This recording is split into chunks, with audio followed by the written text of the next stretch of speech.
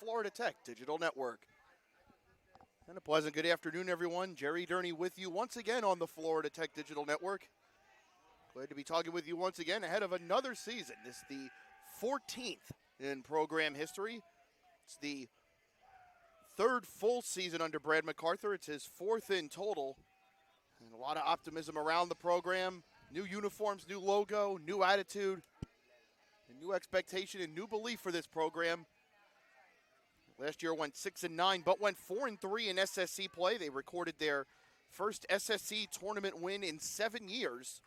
Last time they were on this field was back on April 20th last year when Colin Stewart won it in overtime for Florida Tech with his 100th career goal. That was the last time he stepped on this field, as both him and Zach Rosgani and several others graduated. And it'll be a new wave of Panthers looking to take Florida Tech to that next level here in 2025. And of course, as we always talk about, Brad MacArthur, it does not shirk away from having one of the toughest schedules in the country, and that's true once again this year. 6 ranked teams on the schedule this year for Florida Tech, and they start right away with a national powerhouse from the Sunshine State Conference, the number 2 team in the nation, in the University of Tampa. And it's one of those things that you know at the start of every season, if you want it to be a season of importance, if you want to be something in the Division II level of lacrosse, you're going to have to go through the University of Tampa, and that will always be so. As they continue under J.B. Clark. For Tampa, they're looking to bounce back after what they would consider a tough year by their standards. Got to the national semifinal after what had been an 18-1 season to that point. They were home against Lenoir-Rhyne and gave up a goal inside the final 3 minutes and were eliminated for the second year in a row by the Bears. Matter of fact, the Bears were Tampa's only 2 losses last year. Lenoir-Rhyne got them back in February last year in Savannah and then in the Final Four to end Tampa's season. They had quite a few graduations from last year's team. Matthew Bedeau being one of them, Alex Poma being another. There are some very good players that left from this Tampa team. Of course, you think at the very top, Kenyon Birch and Andrew Milani, who were the creative forces that drove this team. And then, of course, in net, Luca Mercaldo. And, of course, they replace him with Connor Terrio, who previously had been an all-Ivy League goalie at Brown. Quite the upgrade. We'll be talking about that throughout the afternoon. For Florida Tech, it's going to be a new look this year. We mentioned, of course, Colin Stewart and Zach Rosgani both graduated, so the attack will look a little bit different. Of course, they're buoyed, of course, by the returning SSC Freshman of the Year and Joe Kovaleski. We'll also get our first look today at Dawson Long, the transfer from American International, and Rob Gadomski from Lander, another transfer. There's, of course, freshmen as well, and there's going to be plenty of new faces that will help to carry Florida Tech here through 2025 as they look to get back to the SSC tournament and look to make their first NCAA tournament in program history as well. And, of course, they have a couple other returning all-SSC players, and Gavin Wessel in the midfield and Jax Francisco in the cage. Of our national anthem and starting lineups coming up shortly, which we'll unveil to you, and then we'll be ready to go. It's quite a big day out here at Rick Stotler Field. We've got the men getting ready to start, and then at 7, the Panther women will start Season 2 under Kelsey Richardson, and they'll take on an NCAA tournament team from 2024 in the Flagler Saints. And what will be another Florida Tech team with plenty of new faces going into 2025, and there's a lot of optimism around that team as well. It's going to be just shy of 3 months, but we're very excited for what's to come, and I think there could be a lot of great things ahead for both teams here in 2025, and we can't wait to bring that to you.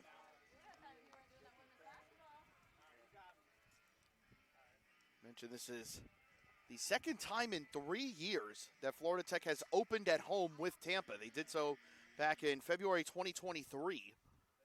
Tampa winning that game 13-7.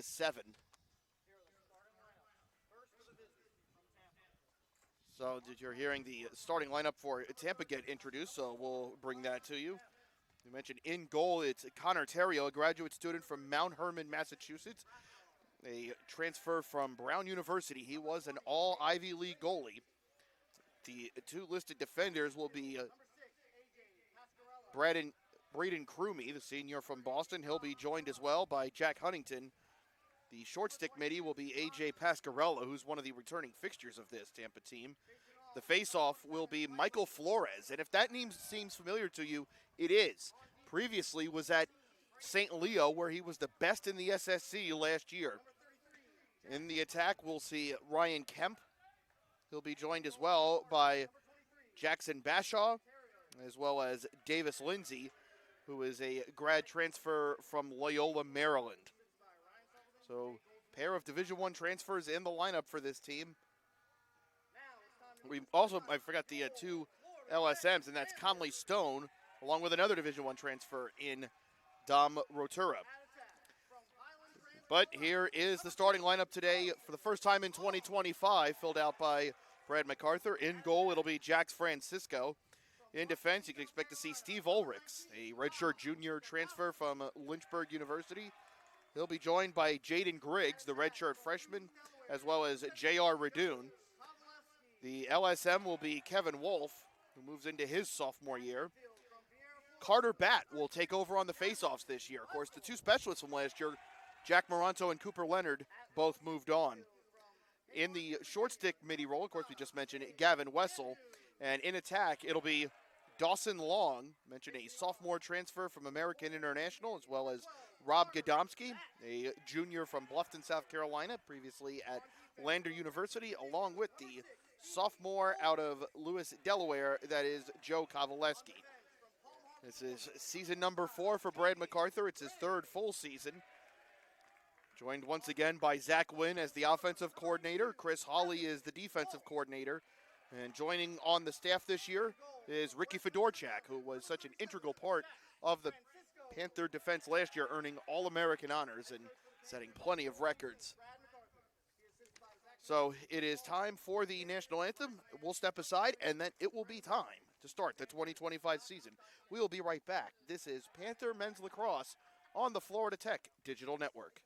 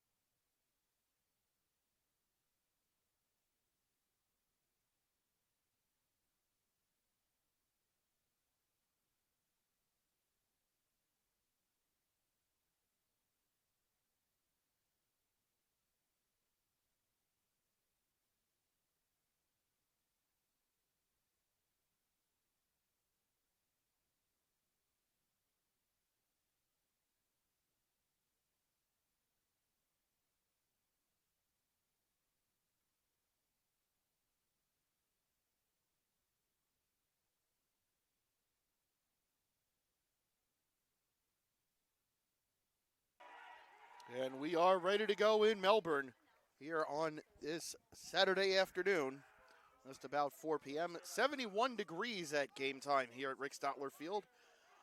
Very light wind out of the northeast. We expect that to hold. Not too humid today either, so I think this is about as close as you can get to winter in Florida. Obviously, 71 degrees, but it's been overcast pretty much the whole day. And hasn't gotten too hot, obviously not too cold either. Expect the temperature to hold steady around 70 degrees for most of this one. If the wind does pick up, it'll be out of the north-northeast, anywhere from about 5 to 10 miles per hour. The only chance of rain will come well after everybody's left, much later tonight. So, should be perfect lacrosse weather here on this Saturday afternoon as we head into the evening. 21st all-time meeting between these two teams. Of course, they met towards the end of the regular season last year here in Melbourne. Tampa ultimately went on to cruise into that game. But that was a game where Florida Tech were saving a lot of their starters. That was a Wednesday night before the conference tournament game, so both teams were not quite out of first gear that night, and Tampa went on to win 21-7. They also met last year in Naples at the end of February. Spartans won that one 13-8. 21st meeting, Tampa has won 19 of 20, including the last 11 in the series. Florida Tech's lone victory in this series back on March 21st, 2018. I'd say about 100 feet from here, the old backyard here at the FW Owen Sports Complex.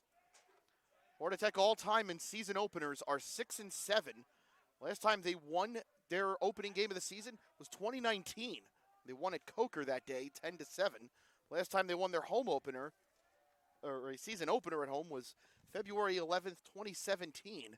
They had no trouble with Lincoln Memorial, 20-6. See Florida Tech wearing their new white jerseys with the crimson lettering and numbering. They got the black shorts with the crimson and white, or the crimson, white, and gray stripe. You got the new Panther logo on the back as well. Tampa wearing their black jerseys with the bright red lettering and numbering. Florida Tech will go left to right on your screen in the first half. Glad you're with us. Our officiating crew today, Peter Delavecchia, Hans Whittlesberger, and Clint Carter. We've been waiting pretty much since the end of April last year. We're back and ready to go. It's Michael Flores against Carter Batt, and it's Flores, the graduate student out of Apopka, transfer from St. Leo. He was the SSC leader in face-off wins last year, in face-off percentage, at .676. Second behind him was Tampa's Alex Poma at .658. Poma had 293 face-off wins. Flores had 234, but it's the Spartans who get it first to start this game. First look at it here will be Ryan Kempty, senior out of Fishers, Indiana. Working here against Brett Nostos, who was the first to come on the field after Carter Batt left the face-off, but Florida Tech able to deal with it right away. Then we'll get our first attack of the game. Jara Radoon will bring it over. He's going to be checked by Desi Arup. Here's our first look at Thomas Strong, a 6'4" junior transfer from the Division I level at Mercer. We were very excited, having seen him at a few practices. Coaches were excited to talk about him. The staff was excited to talk about him, and now we're going to see him in game action. We'll see how that works today. First look as well here at Jack Cornwell, 6'2" freshman out of Dallas, Georgia. Jacob Turpak unavailable today. Hope to have him back next Saturday when the Panthers host North Greenville. We'll see how that goes. It's to Cornwell. Went over the shoulder. It was just wide. Panthers haven't quite been able to test Connor Terrio just yet. I think we'll bring it back in with 34 on the shot clock. Lights are on here at Rick Stotler Field. Making the run in. Low shot, and it's going to be a flag. And drawing that is Dawson Long. So his first shift on the field as a Florida Tech Panther, he's able to draw the penalty.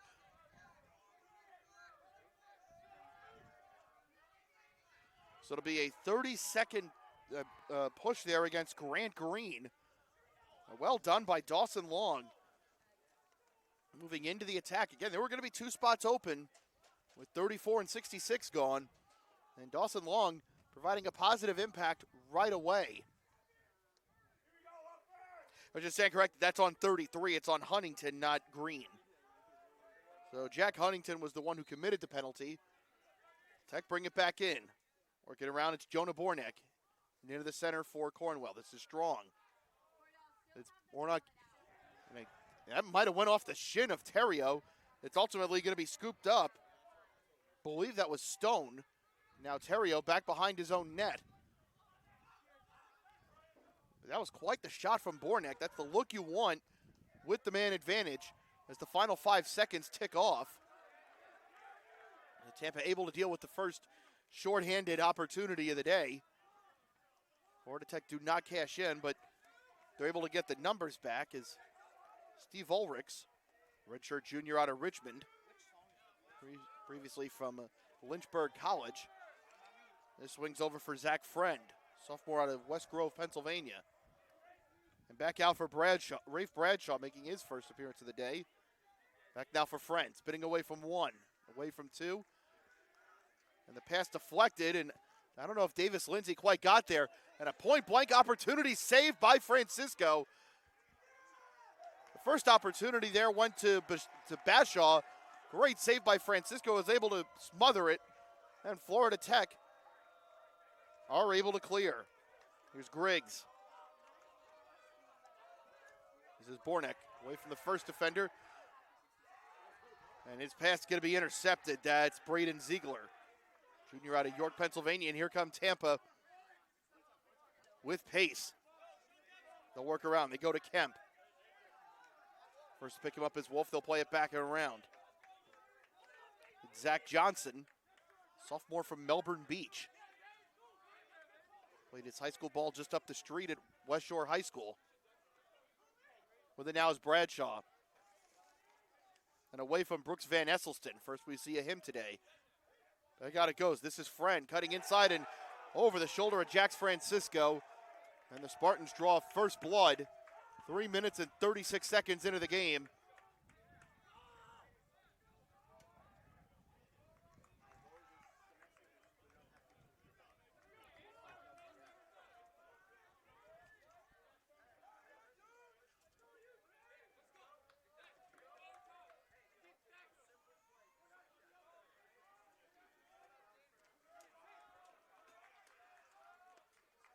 Tampa take the lead with 11:24 to go in the first period.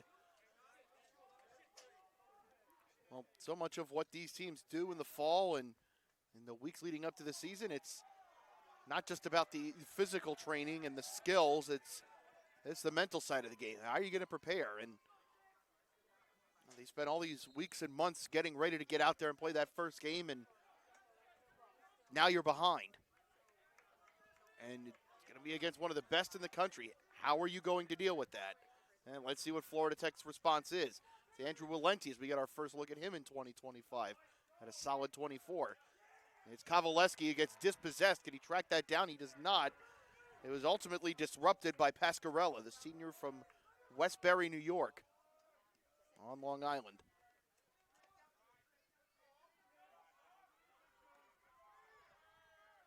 Tampa able to get past midway. Radoon will pick up Pascarella as they make their substitutions.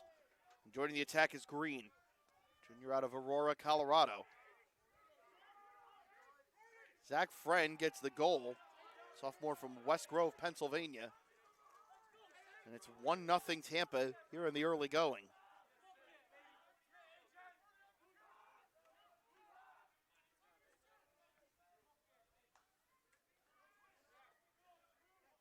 Zach Friend last year with 8 goals, 20 points total in 18 games. Running through traffic here. That's going to be Ryan Kemp, and his shot, I don't think he got that off cleanly. I think he'll want that one back. Tampa able to recover. It's Aiden Casara. And fighting through here.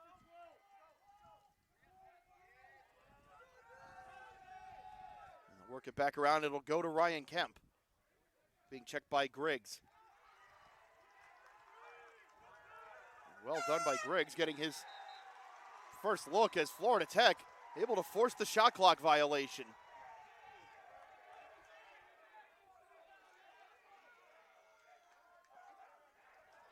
And a good bounce back possession for the Florida Tech defense. Did not get easily rattled. Able to buckle down and force the turnover. Enters now into the Tampa end. And there's Gavin Stetcher. All right, took a late push there. And that was from Harry Boland. Pass got deflected, and I'm not sure. I don't know if Godomsky knew that was coming to him. They'll recycle possession here. It's Gordy Gombold, sophomore out of Minnesota. Terriel playing a little bit up the field as they lob the pass and picked off by Nostos. Great read and great vertical from Nostos. And the Panthers are off and running. Nastos away from one. Thought about going at Terrio. He'll think better of it and let the numbers join him. This will be Gadomski.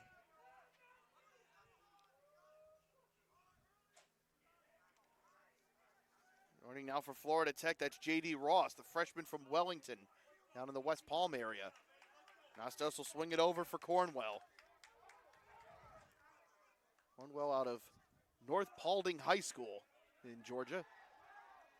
Dispossessed there was Dawson Long. Ball's on the floor. And Long took a late shove there, and that's got to be something. And it is. That is going to be a common foul against Tampa. So Florida Tech will keep possession with 7:53 remaining in the first quarter. Work it back out for Drew Hafner. First look this year at the sophomore out of just outside the Houston area, Missouri City, Texas. I'm going to tell you, the crowd is filled in quite nicely, and I imagine that's going to continue to do so throughout the afternoon and evening. You can see fans watching out in the parking lot. The stands are quite full. We've had a pregame concert from Sky Club, and I'm sure that'll pick up during halftime and then in between the games as well. And this is a great day for Florida Tech lacrosse. Tampa are able to clear.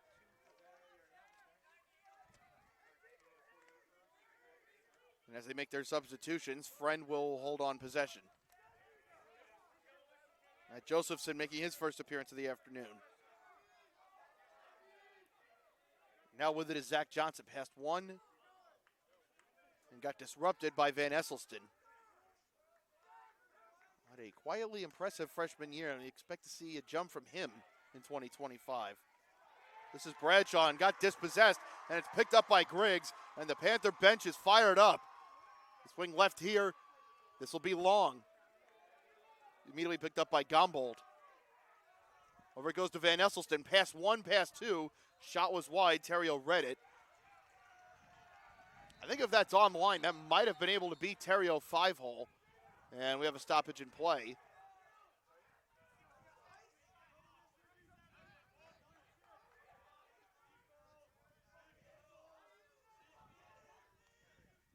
Clock is stopped at 6:29, and we're back underway. Florida Tech will keep it.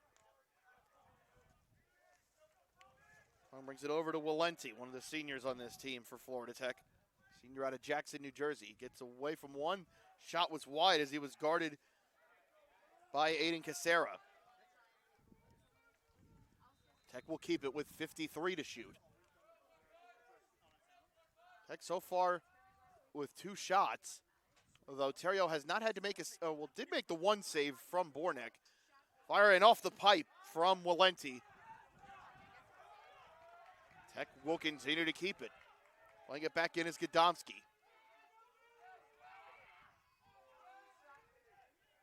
Now it's Stetcher with 50 on the shot clock. Goes for the wraparound. Wasn't quite on target. Panthers do have numbers chasing it to the sideline. They will keep it with 46 to shoot.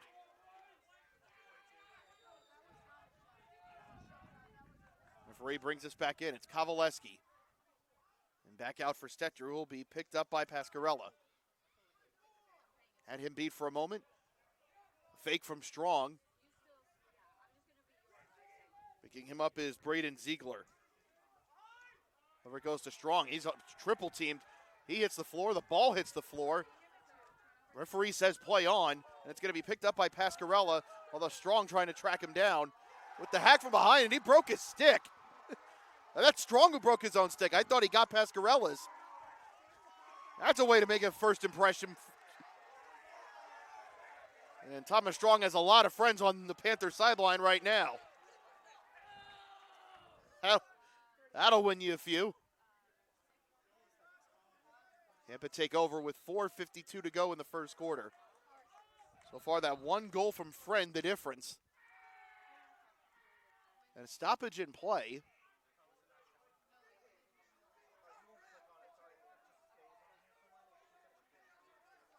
And I think as far as referee's going to tell Tampa where they're going to restart. And that's actually going to allow Florida Tech to press a little more. Long will be the first to pick it up. Crossfield pass, and going to his knees to get that was Casera. Another low pass, but Grant Green picks it out. They go to work for Bashaw. Ulrichs is there. They'll work around.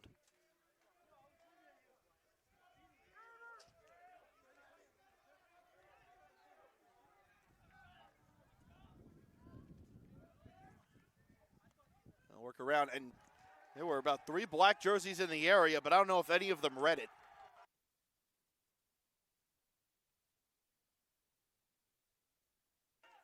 Thank you. Playing there by Tommy Ortega, junior from Pennsylvania. The transfer from Lindenwood. Recently made the jump to Division I.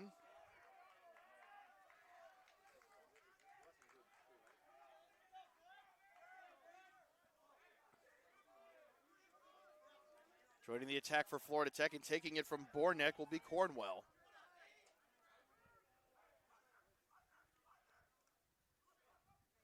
Off now for Godomsky. Closest to him is Alec Foz, the junior from Pennsylvania. Godomsky trying to spin, and there's really no lane there for him. But they're able to recycle possession. 35 to shoot. It's Bornek with the screen from Van Esselston. This is Kovaleski. You can bet Tampa, whatever scouting report that you can have on a team going into your first game of the season, you can bet number 76 was highlighted. And Esselston fighting through 3 Spartans. Thinks better of it and going to Bornek. 14 to shoot. Shot was there, but not on target. And Van Esselston will keep it alive for Florida Tech with 9 to shoot.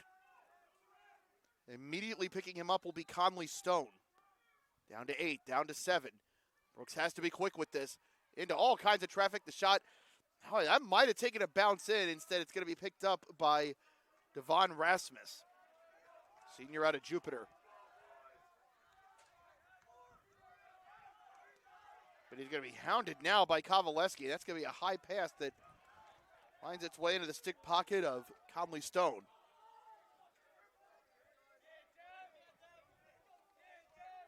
And around it goes.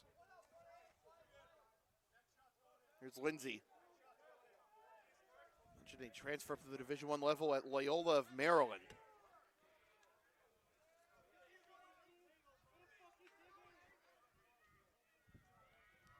This is Johnson playing behind the net for Kemp. Bradshaw thought about it. He's going to be picked up by Redoon, and now second Panther and Wolf. 32 to shoot here for Tampa. We're inside the final 2 minutes of the first quarter. Bradshaw into the center. Friend with the spin. Good coverage being applied. Inside by Ulrichs. And away from one. He's put outside on the right. Defense from Nostos working one-on-one here against Bashaw. In the center with 5 on the shot clock. And I think that might have caught the pipe. Shot clock will reset to 60 for Tampa if they get it. It went almost to midfield. And out of all of that, Florida Tech have it. Well done by the Panther defense, and tracking that down was Bobby Canaway.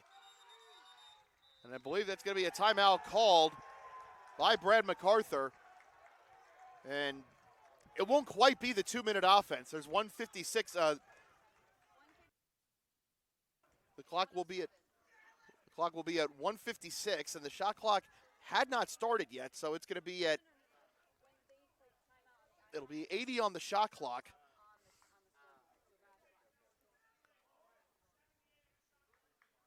So it'll be 78 on the shot clock.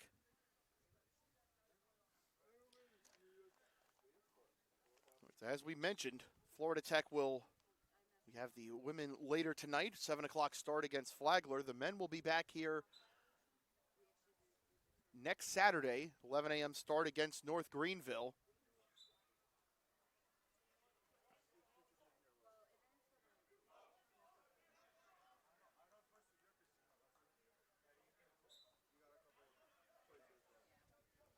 And after next Saturday, then the Panthers will be away for a month. They go to Flagler on February 15th.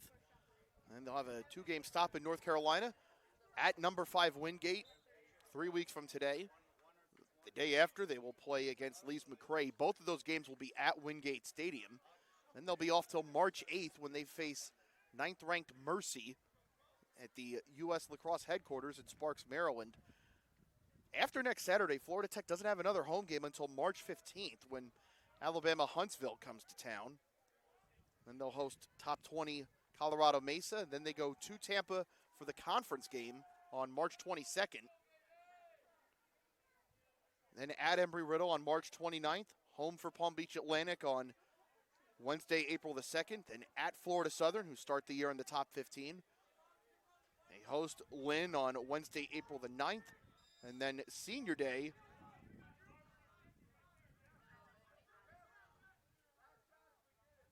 against Rollins on Saturday, April the 12th. Final minute of play here, and Florida Tech are on the board for the first time in 2025.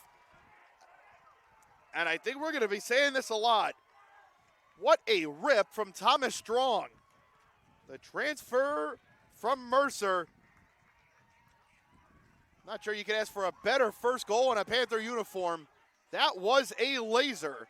And with 56 seconds remaining in the first period, Florida Tech have tied it at 1.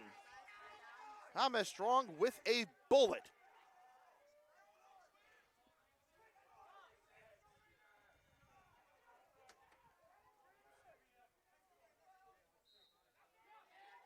Strong didn't play last year at Mercer, but in 2023, scored 7 goals in 12 games.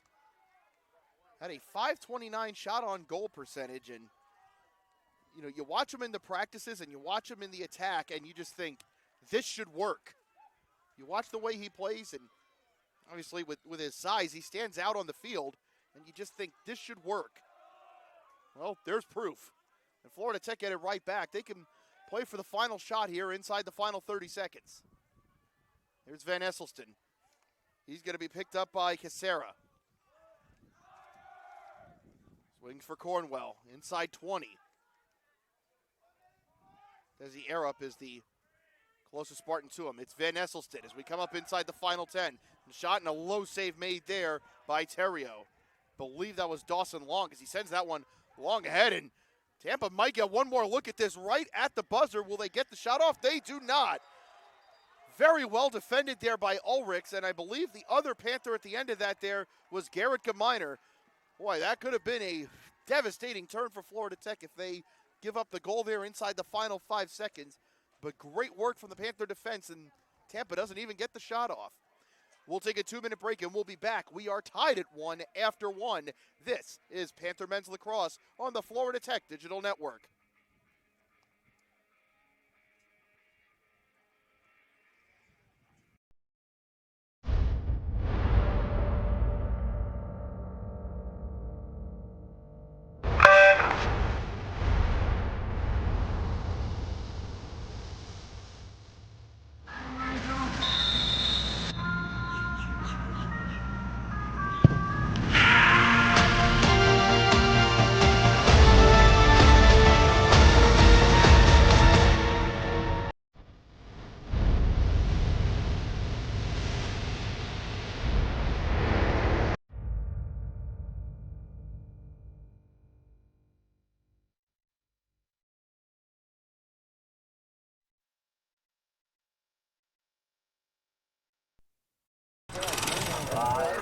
The day had come.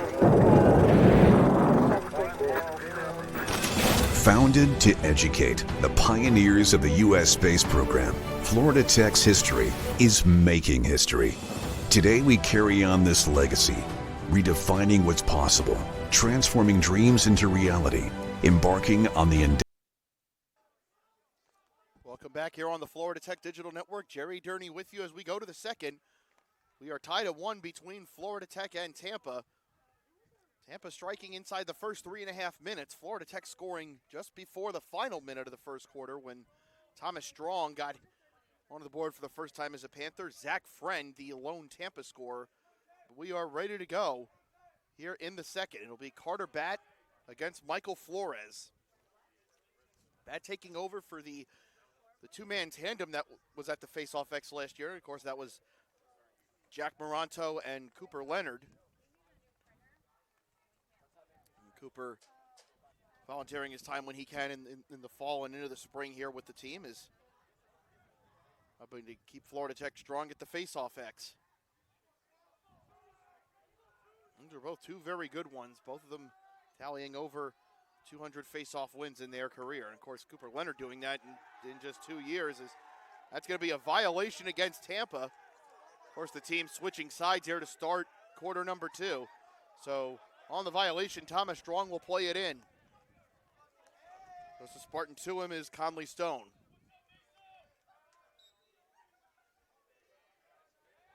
And Florida Tech with all of the good energy at the moment. And it's not to say Tampa's not exuding good energy of their own, but Florida Tech getting that late shot in the arm with the goal from Strong that you wanted proof that things are going well, and there's more of it. What a way to get your first goal as a Panther, Jack Cornwell. Tough angle, beating one of the best goalies in the country, and he got trampled as he did so. I couldn't see who the Spartan was that rolled over him. Although I think they might be calling that up. No, it's going to stand. Everybody kind of ran back to their spot as if play was just going to resume. The two officials conferred. It's a good goal for Jack Cornwell. And Florida Tech take the lead 20 seconds into the second period. I was going to say, sometimes you see things happen in a game where it should stand because it looked cool. Jack Cornwell deserved that for the physical punishment he took to get that one. Again, I couldn't see who the Spartan defender was that fell on him, but I know that couldn't have felt good. But it'll mean something because it's going to stand. Jack Cornwell with his first of the year, and it's 2-1 Tech, 20 seconds into the second quarter.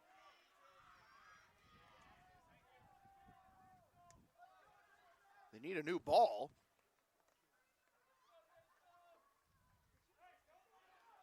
And it changes the X for the moment for both teams. Florida Tech are going to send Shale Seeger out.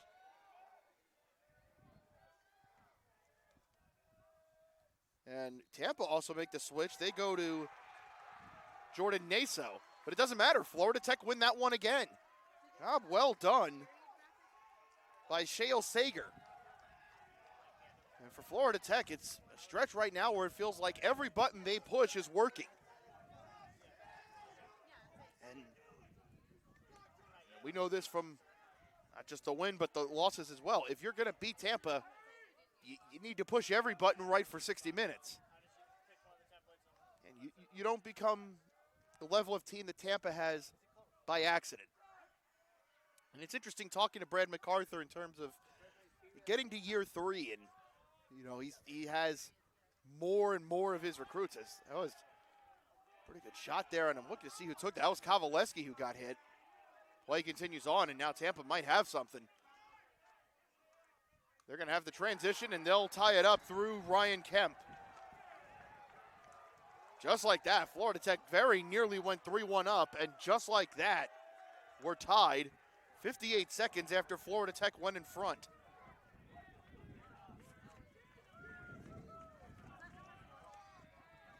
Ryan Kemp, the senior from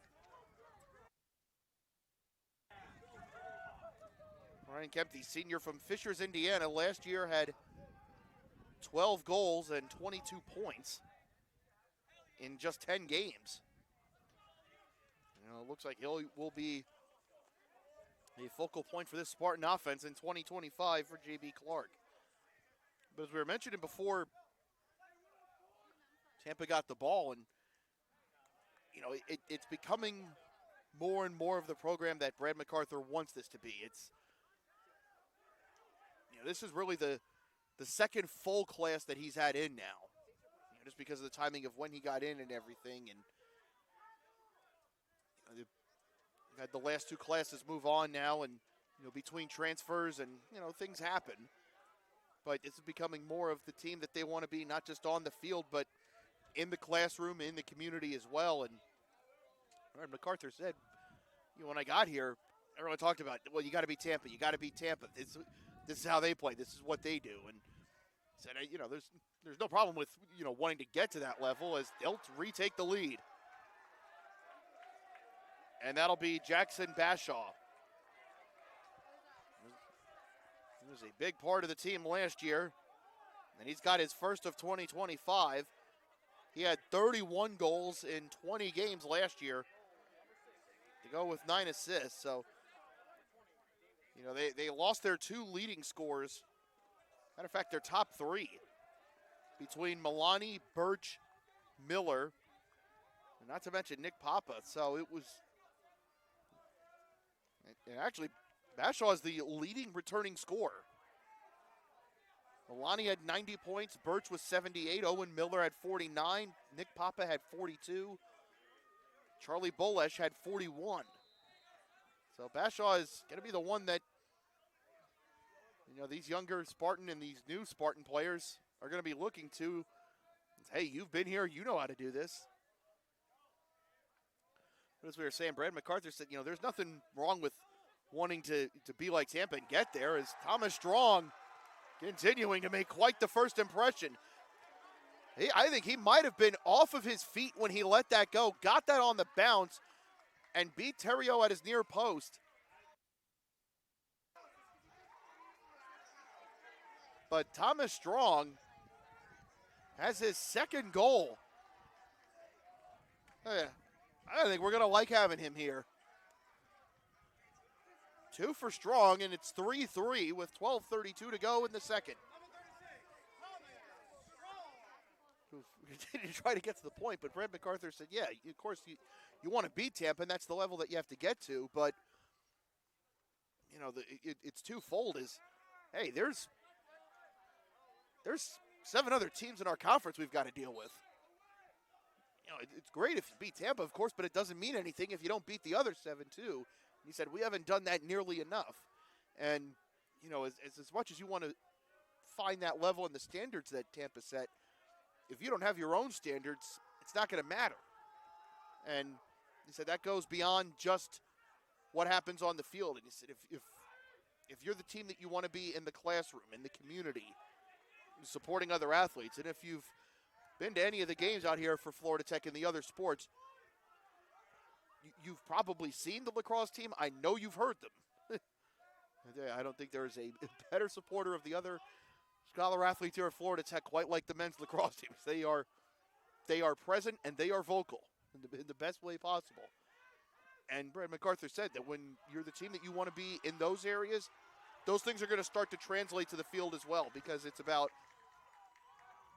doing what you're supposed to do and being there for others and being present for others and being supportive of others. And all those little things start to add up. And, of course, you have to have talented players and you have to have players that can do the job, of course. But it's one of those things that if you're intentional in every other part of what you're doing, the thing that you want to be good at will start to happen. Jonah Bornick hits the deck, but Wessel is there to keep the possession alive for Florida Tech. They'll get a reset of the shot clock at 78, and Florida Tech will look to reorganize.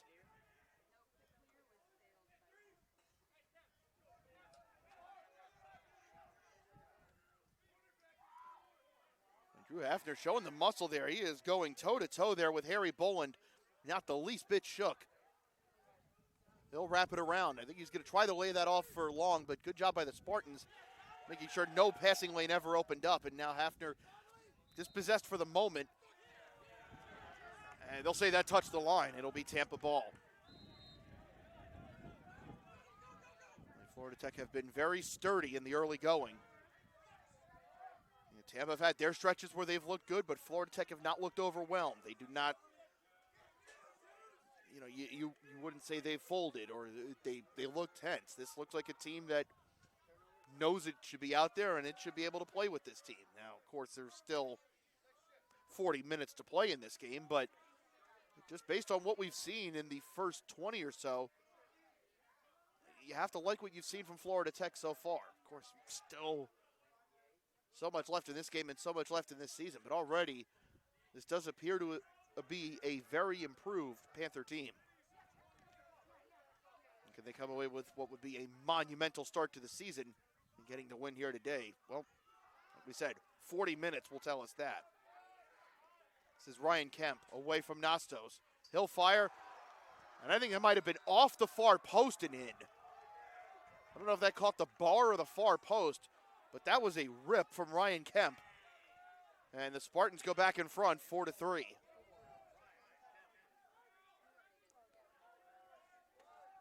think you always say when you score a goal like that and you hit it off the far post and in, you always say you meant to do it. First day of Division II lacrosse across the country. One game already in the books in the SSC today. 15th ranked Florida Southern hosting 5th ranked Limestone today, and Saints a 14-8 winner. They scored 9 goals in the second half, and they shut out Florida Southern in the third quarter.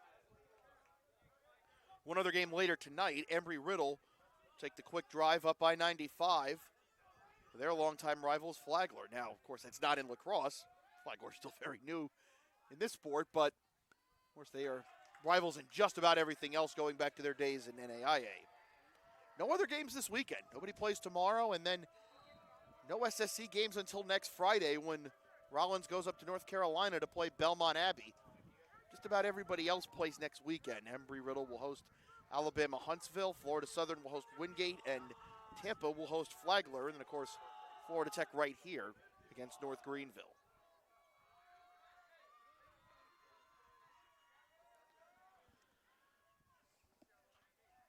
It hasn't kept this Florida Tech crowd quiet. We can hear them from here. Across the way. On the run. And that very nearly got by Terrio. That was very nearly a second for Jack Cornwell. And Radomski, I give him a lot of credit, was applying all kinds of pressure. He wasn't going to let Terrio just get up and get an easy clearance. And credit the Panther attackers staying behind. They're not just going to let Tampa waltz through the midfield. Running with it is Gombold, senior from Bloomington, Minnesota. He's over the halfway line, but J.R. Radoon is all over him. And that's off Radoon, and just keeping that alive is Bashaw. And J.R. continuing to chase. Hey, this is everybody doing what they're supposed to for Florida Tech. Handoff goes to Green, and Radoon will pick him up. This is J.R.'s senior season. No captains this year, and Brad MacArthur said that's by design because there's so many vocal leaders on the field that he said, we'll have game captains because that matters, and you have to have the people to go meet with the officials. But he said it's just there's so many guys that are doing it and other people that need to see what it looks like that just kind of defeats the purpose of having captains when there's so many guys out there doing it. Nastos thinking about it, letting it fly just wide. I thought it was there for Brett. That would have been a beaut.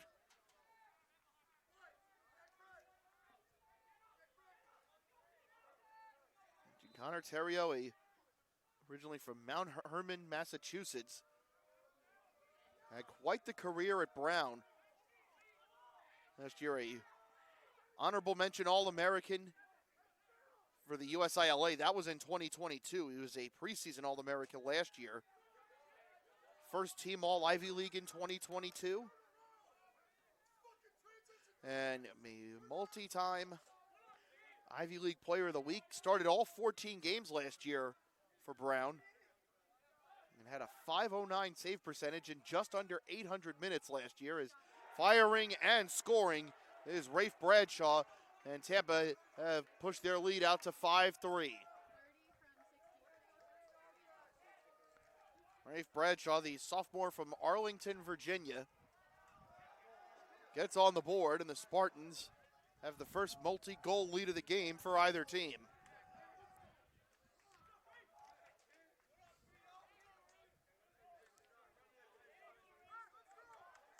One of his top performances last year for Terrio, he had 18 saves against Providence, 16 against UMass, 14 against Princeton, and 15 against Dartmouth. 10 double-digit save games, including the final 8 of the season.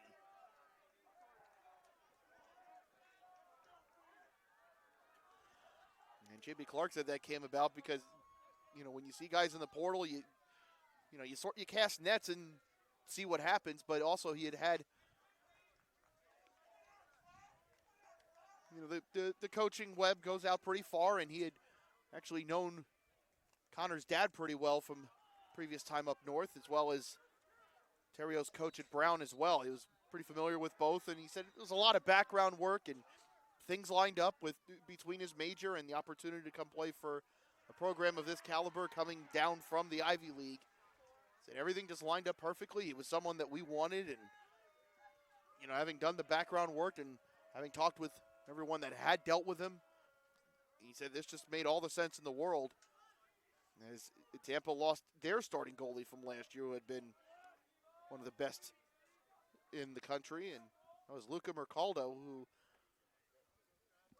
gave up just 8 goals per game in over 1,000 minutes last year.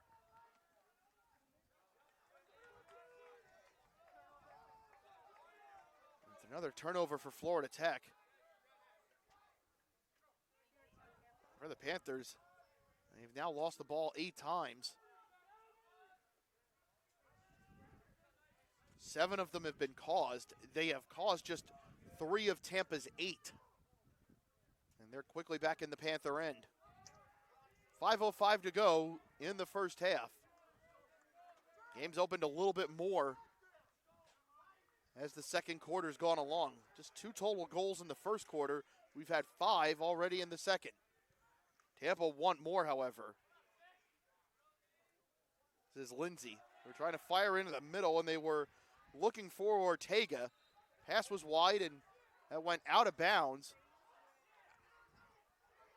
And they're going to say that was a tip off of Florida Tech.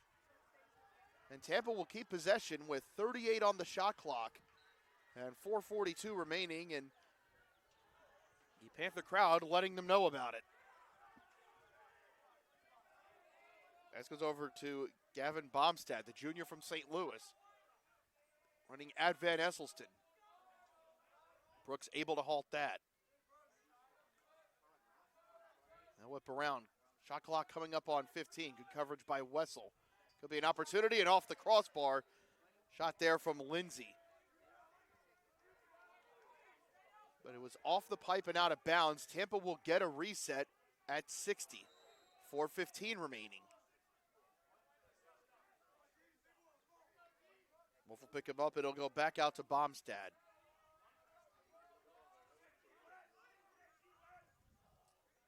This is Ortega. Wessel is there. They'll pick up instead. It's going to be Grant Green. And for Ortega, and I believe we have a timeout called, and J.B. Clark said that's exactly what he wants.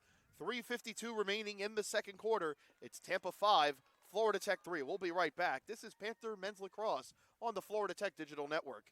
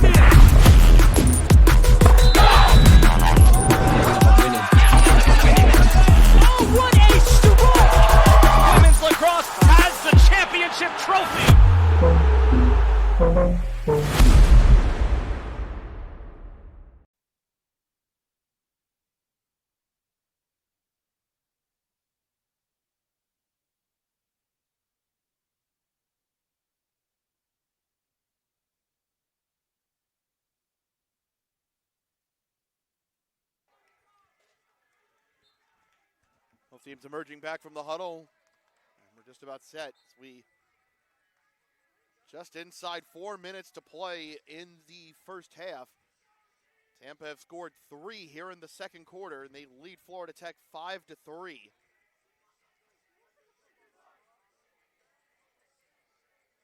Ryan Kemp leading the way for Tampa with 2. Jackson Bashaw has 1. So does Zach Friend. And Rafe Bradshaw with the most recent goal for the Spartans. For Florida Tech, it's Thomas Strong with 2 and Jack Cornwell with 1. And Jack was so very close to a second of his own. Florida Tech probably want to get at least one back before the intermission, and it's almost like that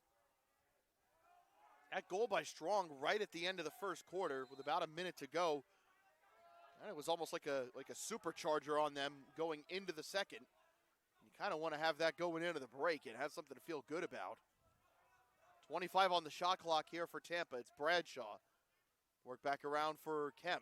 Firing, and the shot wide from Friend. Spartans did have a man ahead of it. They'll keep possession with 18 to shoot. It'll be Kemp to play it back in. Wolf will pick him up. And behind the net with him is Bradshaw. Thinking about the wraparound. He'll lay it off for Bradshaw. This could be trouble. Wessel is there. Inside 7 seconds. They got to play this all the way back out, and Tampa's just going to have to fire. It goes to Friend with 2, with 1. The shot is wide. It shouldn't matter. That's going to be a shot clock violation. That's the second forced by Florida Tech in this first half. Good composure by the Panther defense. They didn't play themselves out of position. And they also haven't let it snowball just yet. Of course, Tampa might run off a couple of goals in a row, but you don't want to be in a scenario where 2 goals in a row becomes 6. And against a team like Tampa, that can snowball quickly. And Florida Tech's defense doing a good job of buckling down there and keeping themselves in this. 2:53 remaining in the opening half of the season. Stetcher over it goes to Cornwell. Valenti will join as Wessel goes to the bench. Cornwell being picked up by Stone. And here's Valenti, past 1. It's going to be closed off by Gombold. Back out to Stetcher, and picking him up will be Pascarella. Hesitation and plenty of space for Kowaleski, and the big man is back. You knew number 76 was going to find his way on the board today. It was just a matter of when. And the 2024 SSC Freshman of the Year has his first of 2025, and it's a 1-goal game with 2:17 remaining in the first half.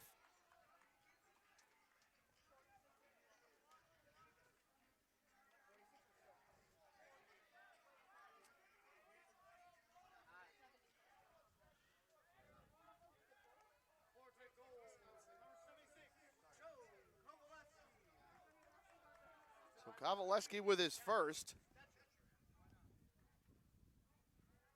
And that was after scoring 21 as a freshman last year. Gavin Stetcher with his first assist.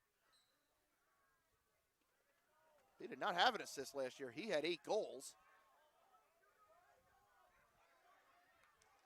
But, this coaching staff felt like the attacking depth is stronger this year. And, of course, you want that. You want to be able to roll multiple lines out there who can go out and change a game and get a goal for you. But I think maybe the biggest question from those of us that are a part of this but, aren't there every single day, the biggest thing was there's been 3 players in this program's history that have scored 100 goals, and 2 of them just graduated.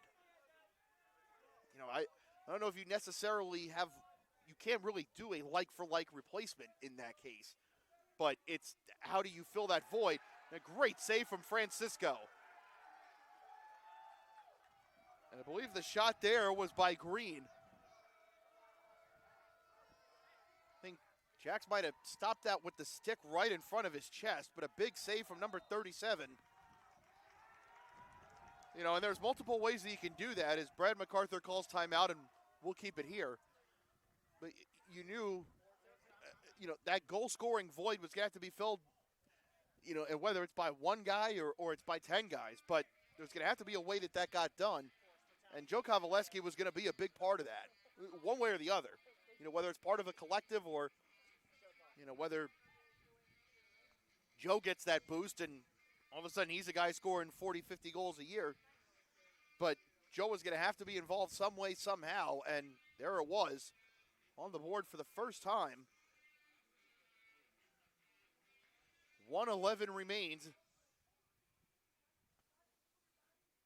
here in the second quarter, and Florida Tech have a chance to tie it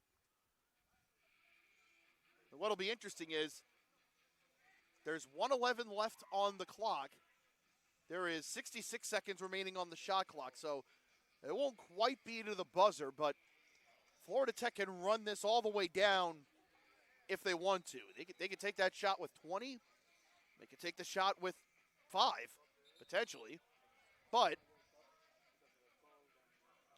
as long as they're secure with the ball, Tampa probably are not getting another look here in the first half. And if Florida Tech play this right, you could go into the locker room or into the break. They don't go back to the locker room here, but it's going to be a 5-5 game.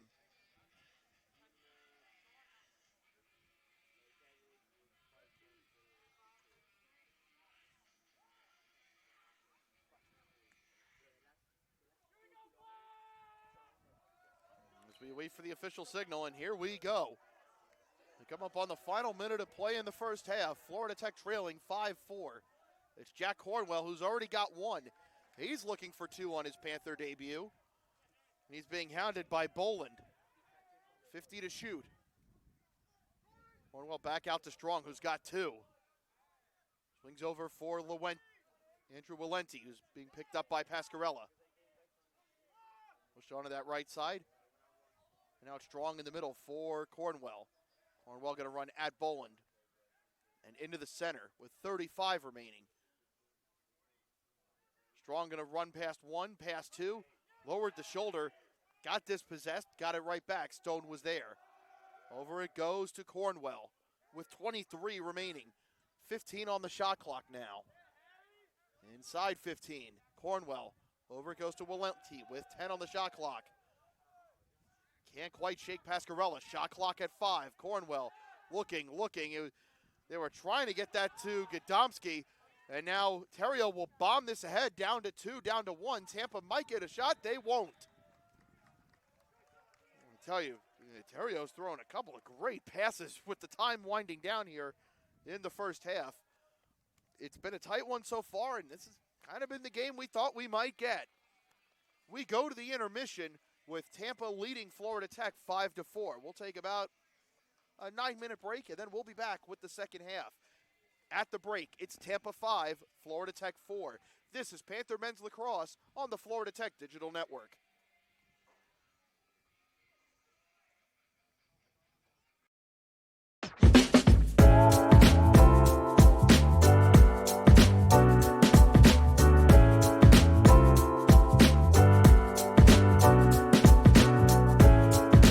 Welcome everyone, I'm Preston Hoovers from Florida Tech Baseball and welcome back to Beyond the Game. I'm here with Derek Duplishin.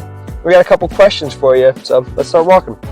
First off, Derek, what's your major and why did you choose it? So I'm civil engineering and I chose that major because growing up I was really good at math and it kind of translated into me wanting to do something in that field. And then when I started looking into civil engineering a little bit more, I decided that designing stuff, working with people, that was kind of like my passion. Nice. If you had one skill that you learned from playing lacrosse that you brought into the classroom, what would it be? I would just say the teamwork aspect of the game, being able to cooperate, work with people, talk to people, problem solve, stuff like that. Nice. Now, if you've had one professor or class that's really stood out or you would say is your favorite class, what would it be here at Florida Tech? I would say so far computer applications was really fun because I got to kind of see the CAD aspect of everything, design things, make floor plans, stuff like that. Now, if you would have one piece of advice to a future student choosing your major, what would it be? Yeah, I would say to just learn how to manage your time efficiently, make a calendar because it's easy to fall behind on stuff and be busy with schoolwork and stuff like that, and it's easy to get lost in all that. It's great. Derek, thank you so much for joining us. Yeah, thanks for having me. It's been a pleasure.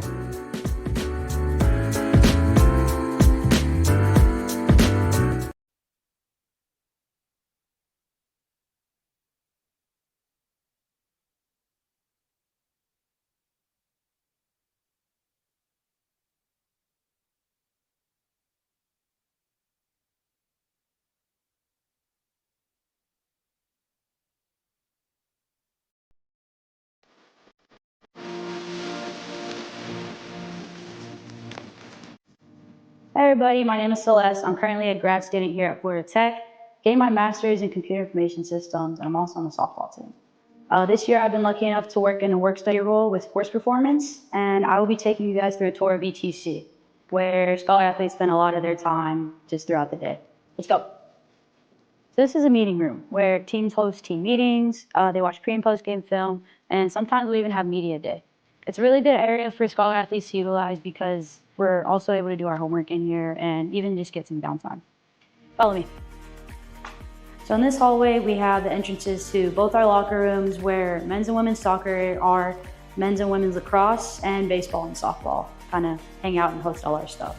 Right behind us over here is the laundry room where teams do their laundry, and they also have their game day stuff set out. So this is a weight room where teams hold team lifts and open lifts. Fun fact, actually, these racks are brand new. They got installed in the spring. If you follow me through these doors, we're gonna go to the VTC turf. So this is a VTC turf where all our sports teams utilize it for speed and agility with the sports performance team, as well as open field practices for our field teams. It's a good space to get some recovery in and also just get a nice running workout in as well. So this is our cold tub room where athletes get to utilize the cold tub to recover their muscles, and also there's a pre-post lift snack area with a couple vending machines. Our sports performance coaches' offices are back here, and a quick fun fact, this cold tub is currently sitting at about 42 degrees. This is the athletic training room where athletes come in to get rehab and treatment for their injuries. Honestly, we spend a lot of time in here because a lot of us end up being really sore. But the good part about it is that Graham has really good tunes and his music does not disappoint.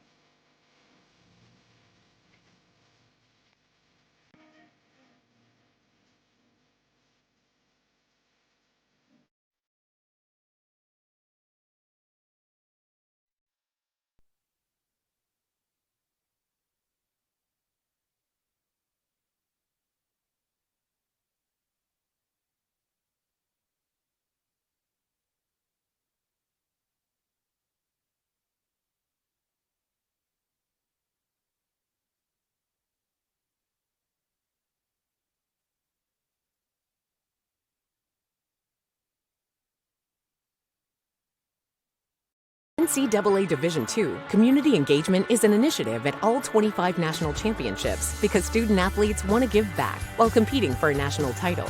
Over the course of the year, Division II student athletes have an opportunity to leave a lasting impression in local communities throughout the country. Whether Division II student athletes are volunteering at hospitals, schools, after-school care programs, foster homes, or retirement villages, they make a difference in the lives of others. In Division II, we rise to the opportunity and make community engagement ours.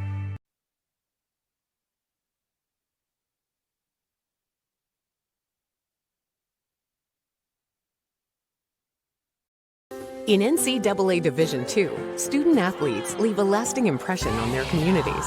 That's because Division II student athletes want to make a difference and truly be part of their surrounding communities. Through community engagement, thousands of student athletes from various backgrounds interact with community members who view them as role models. This interaction leaves a positive and perhaps even life-changing impression on all those involved. In Division II, we rise to the opportunity and make community engagement ours.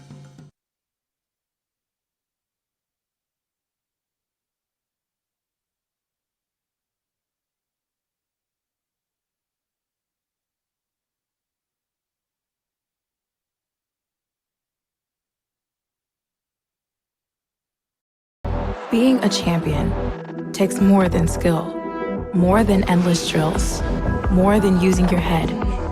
Being a champion takes the heart to give it your all, the agility to thrive from any angle, and the relentless drive to be the best. Welcome to Division II, where the pursuit is yours to create, and the question isn't, can you do it? It's, will you?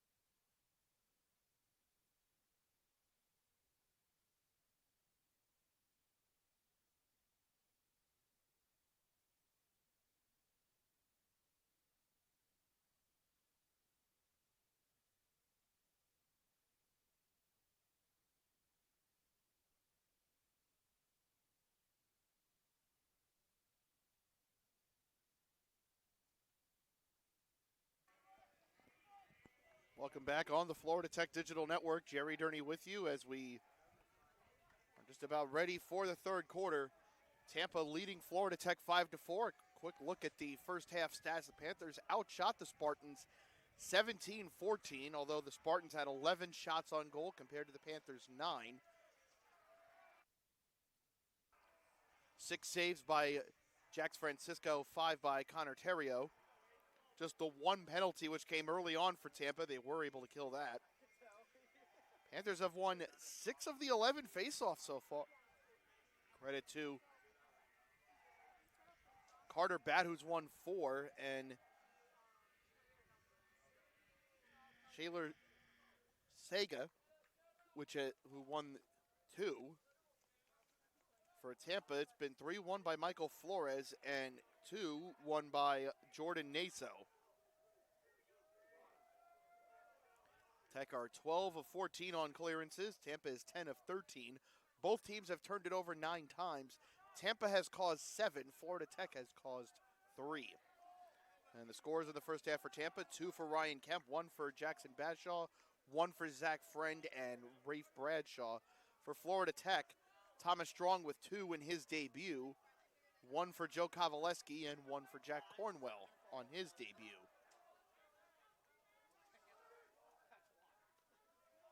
It's Batt and Flores back out at the X to start the third quarter. Florida Tech looking for what would be their second win ever against Tampa, and it would be quite a statement to start this 2025 season if they can get it. It'll be won by Flores, with the Spartans going right to left on your screen in the third quarter.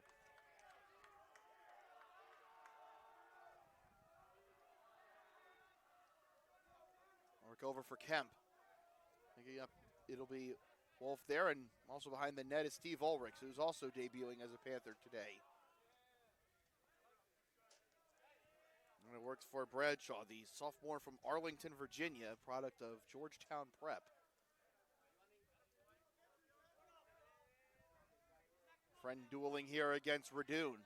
JR had a tremendous first half. Jaden Griggs also seeing his first action after being redshirted last year, and he has not looked out of place at all.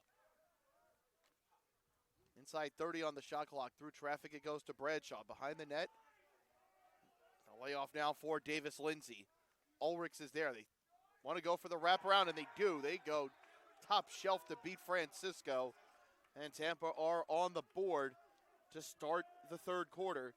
65 seconds in, it is now a 6-4 Spartan lead. Davis Lindsay, the transfer from Loyola, Maryland.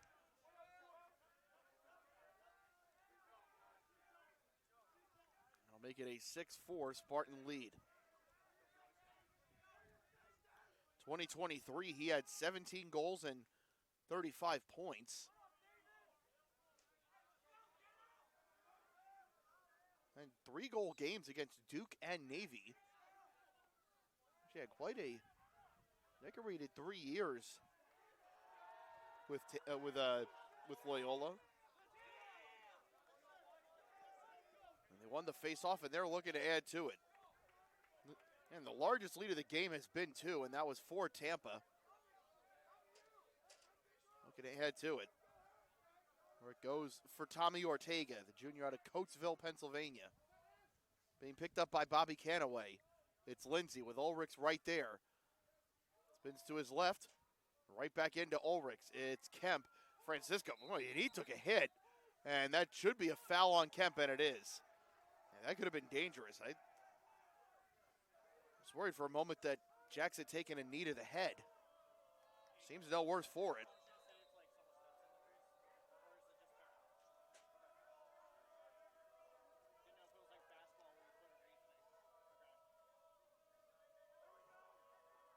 Both benches alive, and of course Tampa with all the reason to be. As we said in the first half, Tampa may be winning, but this does not appear to be an overwhelming difference, at least so far. Florida Tech may be behind, but they look like they belong out there, and that's again, if this is your starting point for 2025, if, you can get beat playing against a team like Tampa, but you can play well. You can always play well and get beat. But you want to see how good this team can be. And, of course, the schedule gets no easier, and that's by design as Walensky very nearly scores. And boy, we've seen a lot of physical play around the net today as Terrio lost his stick, and he absorbed a collision. And Cornwell causing one there, and I imagine that's where the flag is coming from. And I believe that is.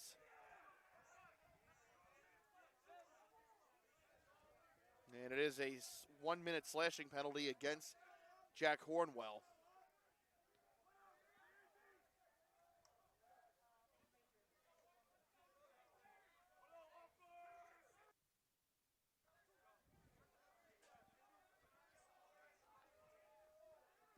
First penalty against Florida Tech today. And it comes with 12:11 to go in the third quarter. This will be a big test for Florida Tech. Tampa riding the cresting wave of momentum at this point. And again, it's one of those things that when you play Tampa, it's not only that you're going up against players that are this good, but once Tampa get a couple goals and they get the lead, it can get into your head of, oh, this is how it's supposed to go. And it's easy to understand when they do things like that. That was a surface-to-air missile from Jack Spears, the sophomore transfer from Towson, his first of the year. They cash in with the man up, and it is 7-4 Spartans with 11:46 left in the third. Jax Francisco's a pretty good goalie. I don't know what he could have done there. He put that upper 90 at the far side. I don't think Jax was late. I just don't know what you can do with that. It's like we were just talking about. You can do everything right against this Tampa team, and sometimes that still happens. We'll see if the whistle favors, and it will favor Florida Tech. And that'll make the faceoffs even at 7.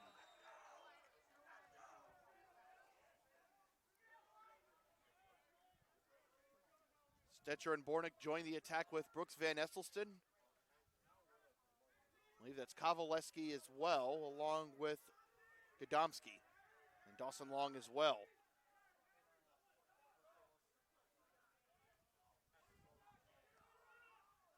Those are a lot of guys you want out there right now if you're Florida Tech. If nothing else, you need a goal just to get yourself some sure footing. Van Esselston shakes one, and a good stop made by Terrio. That is his 7th. It's one of those things when you see that Tampa got him in, like, man, out of all the things Tampa needed, it's an all Ivy League goalie, sure.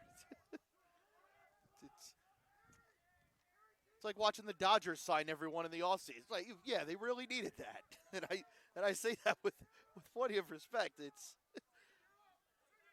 Tampa always are there at the tail end of the NCAA tournament almost every single year. They have a couple of national championships. They have been the force in this league. The SSC officially designated lacrosse as a varsity sport in 2014. Tampa have won 7 of the first 10, and they'll add to their tally here with Bashaw, his 2nd. And it's an 8-4 Spartan lead. And it has been a physical game in front of the net today, and Jackson Bashaw more than paid for it. And Lindsay will get credit for the assist. And with 10:10 to go in the third, it is 8-4 Spartans.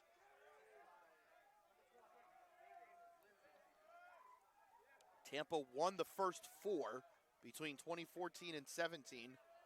St. Leo won it in 2018. Lynn took the crown in 2019. Of course, no title in 2020 for anybody. When play resumed in 2021, the Spartans took that one. And then again in 2022.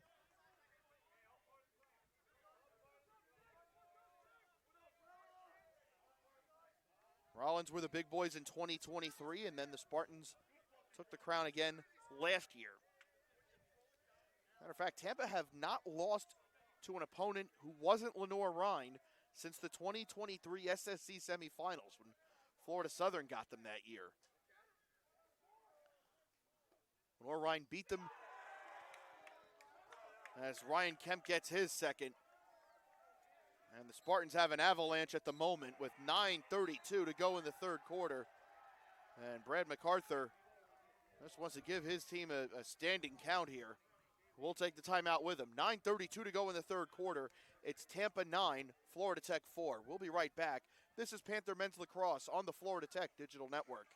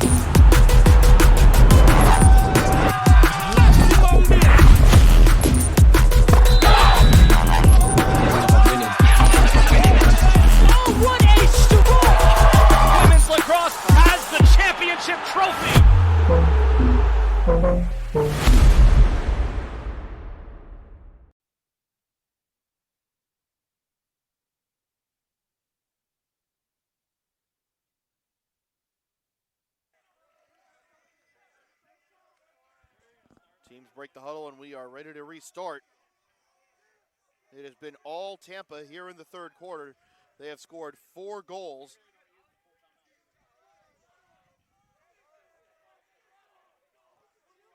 In the first 4 minutes and 28 seconds, and this went from a 1-goal game to a 5-goal game just like that.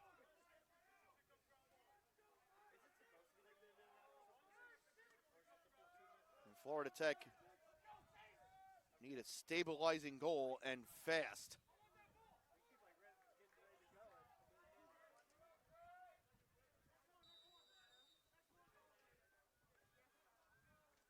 Well, there's been one area that Florida Tech have been consistently strong in today, and it's been the faceoffs.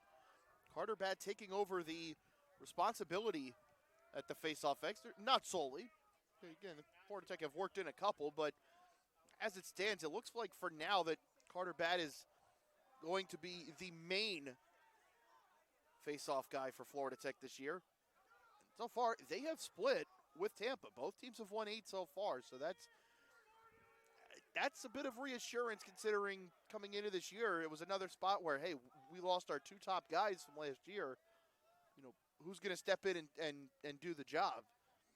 Carter Batt looks more than prepared to do that. Mrs. Kemp being shadowed by Kevin Wolf. And around the clock they go. Back out up top for Friend.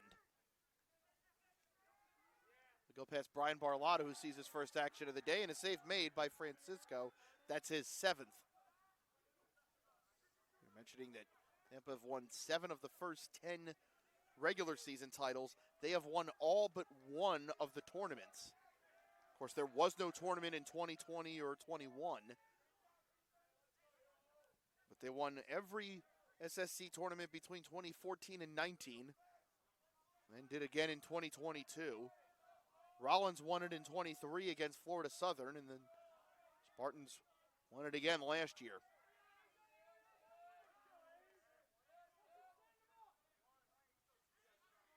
Look at the SSC, all SSC teams from last year. We mentioned Kenyon Birch and Andrew Milani and Owen Miller all gone. They were all first teamers. Nick Papa in the midfield also gone. As here's Strong looking for a hat trick on his debut. Save made by Terrio. And hopefully that's going to be an assignment for our stat department later tonight. As Florida Tech work their way back in. And Joe Kovaleski has 2 on the day. And that's just what Florida Tech needed. And it's not that there can't be multiple, but if someone's going to drive the bus for this Florida Tech attack this year, number 76 has to be one of them. Joe Kowaleski with his second, and it's 9-5 with 7:20 to go in the third quarter. Alrighty, you feel pretty good. Kowaleski has two. Strong has two. You feel pretty certain that those two are going to play a big part in the year. And Jack Cornwell has one, but he's also done a lot of legwork in this game. He's been pretty active in setting everything else up. So you feel like we'll probably see a lot of multi-point games for Jack Cornwell this year too. So for Florida Tech, the question of who's going to take over for Rosgani and Stewart, I wouldn't say the question's fully answered, but I think we have some answers as to how that's going to happen here in 2025, and that's a good place to start. And of course, sometimes it takes a full season for these things to unfold, which was true last year. Is going into last year, you knew Roz and Colin were going to be two of the main cogs of the attack, but at this point last year, who knew Griffin Martin was going to have the kind of season that he ended up having? He made all SSC third team. I think people knew Joe Kowaleski would be good. I don't think we knew he was going to be 21 goals as a freshman good. But sometimes, you have to just let these things play out as Tampa get their goal right back. It's Davis Lindsay's second, and it's 10-5 with 6.5 minutes to go in the third quarter.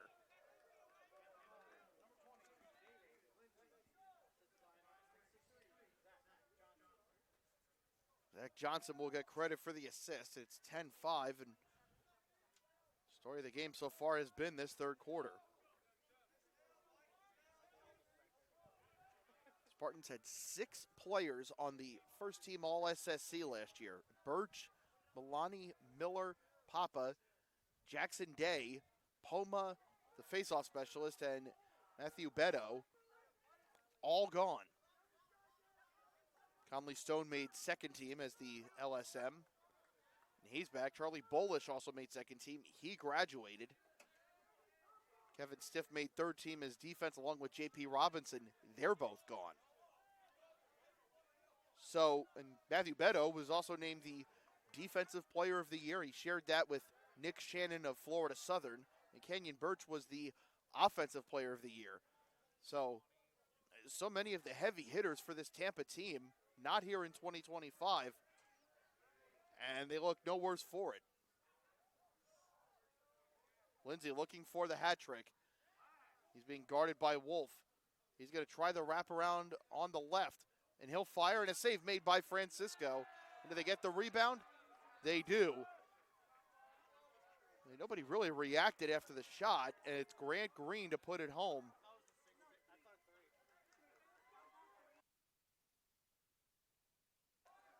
Grant Green, the junior from Aurora, Colorado, puts it home, and it's now 11-5. And so much of the good work that Florida Tech did in that first half has been undone here in the third. And you're just kind of seeing this is what makes Tampa the team they are. You just mentioned all that talent gone, and they haven't flinched. Poma, Birch, Miller, Beto, Papa, Day, and Milani, all Americans last year. They've turned all of that over. And I think this will be a good Florida Tech team as this season unfolds. And they've moved it out of first gear, and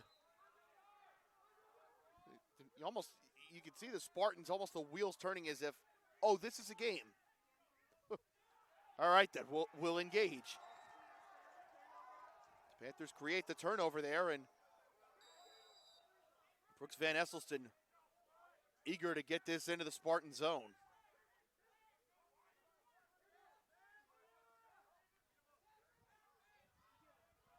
He's joined by Hafner, Kowaleski, Godomsky, and Long. Looks as if they've made all their substitutions. Hafner going to run right at Pasquarelli. He'll take the shot on the bounce. Almost ends up really just being a pass to Gadomski.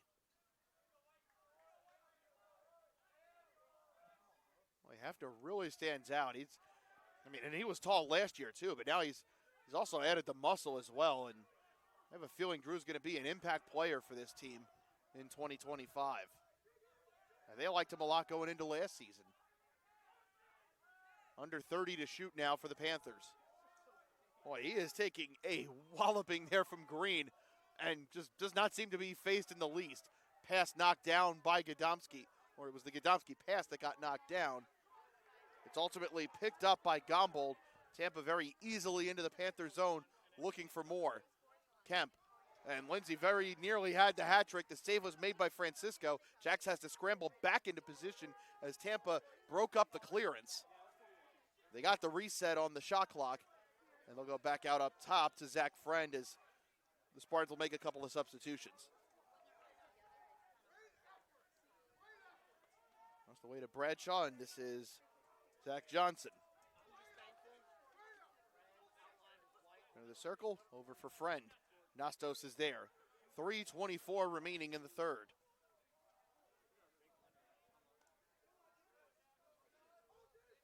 Kemp for Johnson, and now Bradshaw in the center circle, and I think the Spartans right now testing Florida Tech's patience, which is probably the move, because when you have the lead, and especially with a cushion, your best play is probably counting on the other team to be impatient. Shot clock down to 10. Friend over for Bradshaw in the middle. It's down to 5. This is Johnson with Canaway right there. He'll push him backwards. I don't know if the Spartans are going to get this away in time. Shot was wide. I don't think it would have counted anyway. And I believe it's officially going to be ruled as a violation. That's the third that Florida Tech's forced today. They've remained sturdy.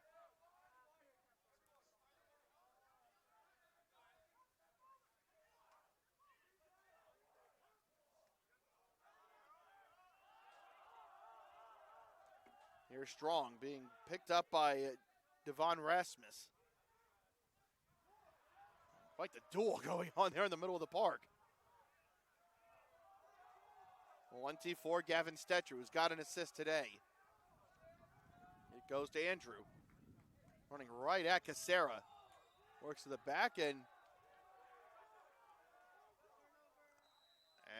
there was a whistle against Florida Tech. We're now inside the last 2 minutes.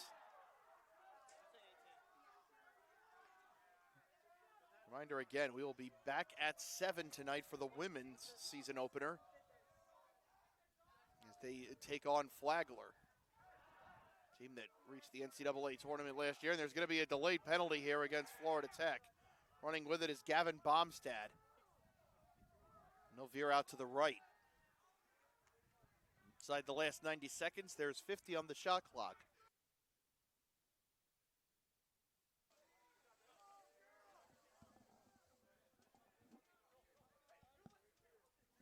I think Tampa just prepared to burn time because they know as soon as that ball changes hands, they're getting it right back anyway. Over to Spears, who's got one today. Being picked up by Wolf.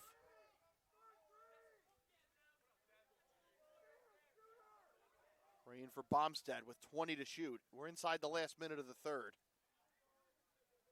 And the pass for Spears was off target, and that will be out of play, but as we said, it's not going to matter. So it'll be a slashing penalty against Florida Tech. And that's going to go against the new number 66. That's Carson Mann, the freshman out of Calgary. He takes over the number 66 left by Colin Stewart. The number 34 of Zach Rosgani goes to Robert McNamara, the freshman from Naples. We haven't seen him yet today.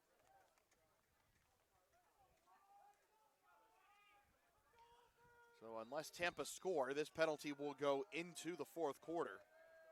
There's Friend. Into the circle it goes. Kemp back out.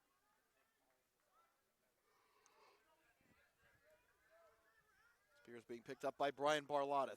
Final 30 seconds of the third quarter. Dash off for Friend. Oh, and a nifty pass by Spears. And I don't know if that was saved by Francisco or if that was high. Tampa will keep it with 17 seconds left in the quarter.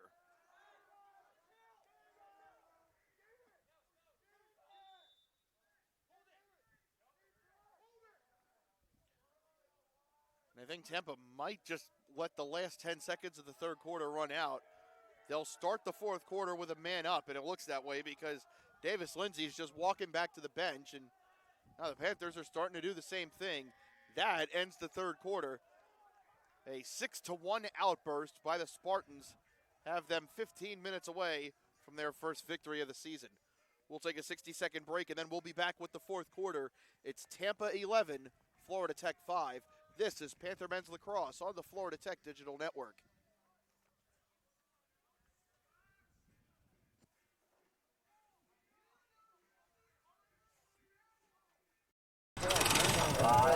The day had come. Founded to educate the pioneers of the U.S. space program, Florida Tech's history is making history. Today we carry on this legacy, redefining what's possible, transforming dreams into reality, embarking on the endeavors most pivotal to the future. Florida Tech, making history, shaping the future.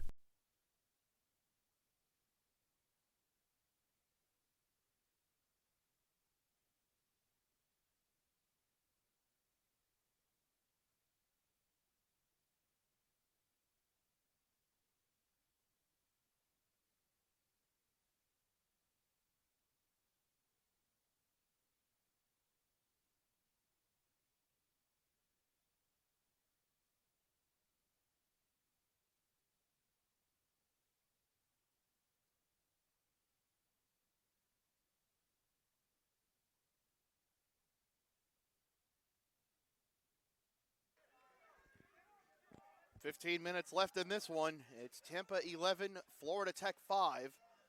Spartans outscore the Panthers in that third quarter 6-1. Look at the stat matchup after three.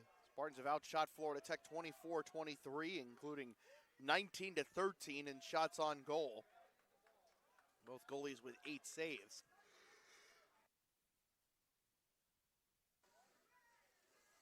Both teams with 12 turnovers. The faceoffs are 10-9 in favor of Tampa.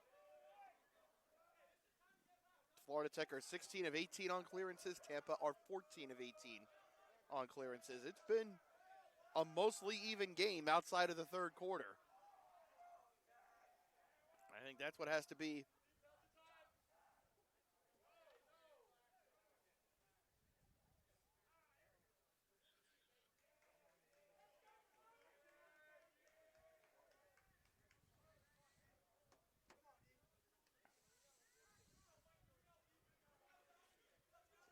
in that third quarter for Tampa as we await the restart.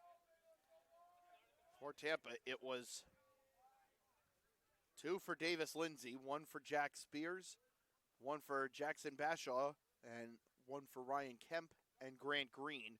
The Spears goal coming with the extra man. And that's been the lone man-up goal in the game.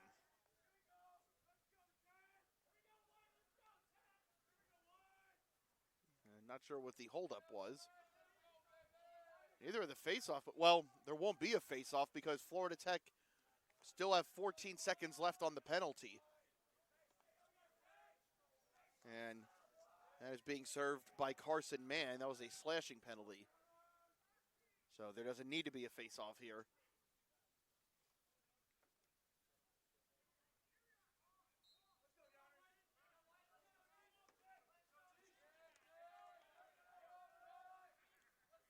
Shot clock is at 8.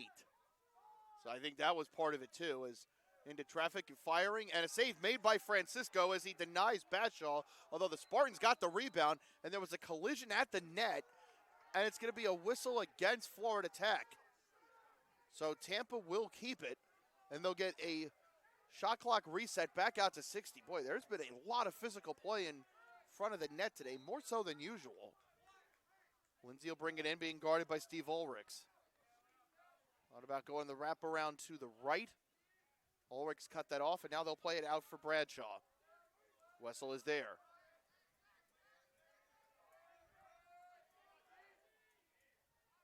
Here's Zach Johnson. Nasto step for step with him. Johnson thinking about it. Plays it now to Lindsay behind the net. Shot clock coming up on 30. He'll fire and he'll score. Well, and there's not much you can really do about that one but tip your cap. That is a worldie from Davis Lindsay, and what a way to get the hat trick. His body was taking him away from the goal and just sort of shuffled that over the shoulder and into the top left corner. And the Spartan lead is now 7.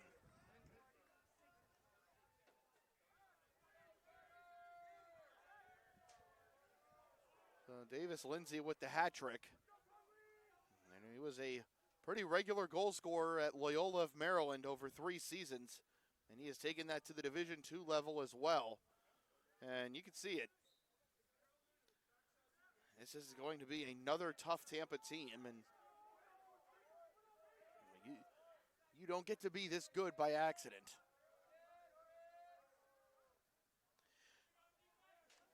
Just under a minute into the fourth quarter, it is 12-5.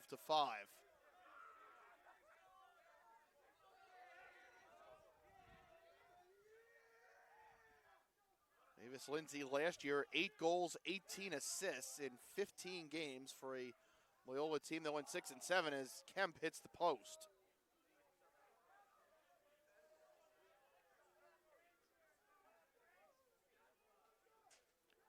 Looking ahead for Tampa, they are off till next Saturday as well. They'll host Flagler.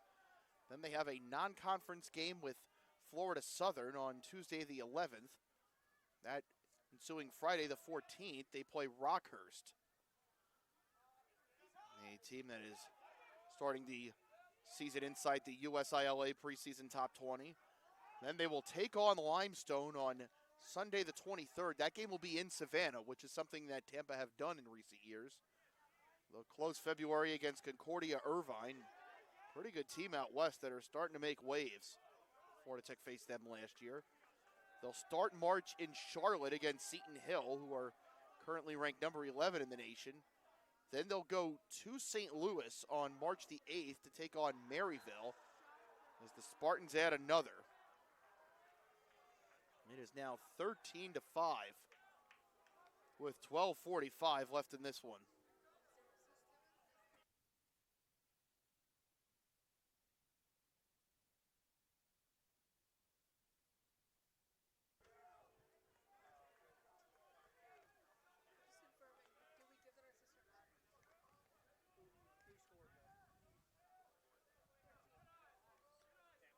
That'll add for Jackson Bashaw, and I believe that is the hat trick for Bashaw. And it is.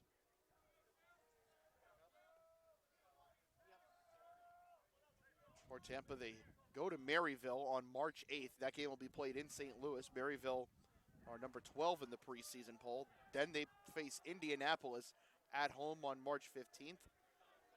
The Greyhounds, number 10 in the country. So, loaded schedule for the Spartans as well. Then they start conference play on March 22nd. They'll host Florida Tech. Then at Rollins on the 29th. That'll be a big one. They'll host St. Leo on April the 2nd. At Lynn on the 5th. Host Palm Beach Atlantic on the 9th. Home for Embry-Riddle on the 12th. And then they'll wrap the regular season with a conference game against Florida Southern. That'll be on the 16th. Preseason poll came out on January the 21st for the SSC. 7 of the 8 votes to win the league went to Tampa. And, of course, you can't vote for yourself. Their vote went to Florida Southern.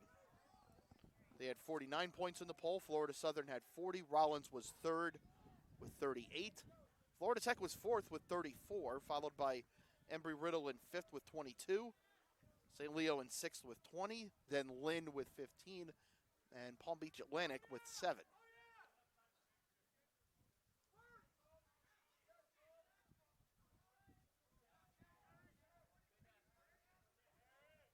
Of course, the top 6 all qualify for the SSC tournament, with the top 2 getting the bye. Florida Tech last year, of course, finished 3rd. So they were able to host a quarterfinal game where they beat Lynn in overtime 10-9. And they went to Rollins for the semi, lost 18-6. Tampa then handled Rollins in the final 16-9 as that shot from Pascarella goes high and wide.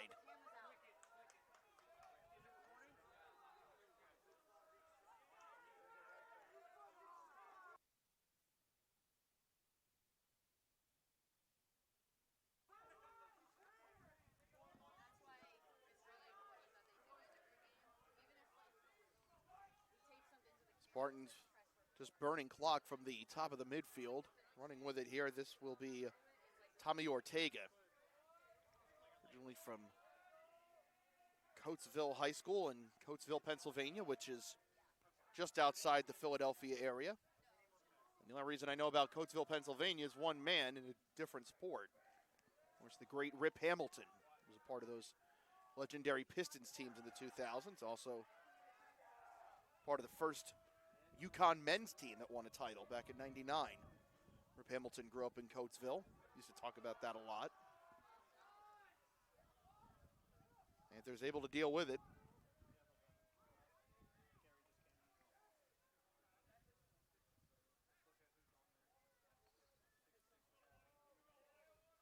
Panthers just looking to find a way on the board. They've scored once here in the second half so far.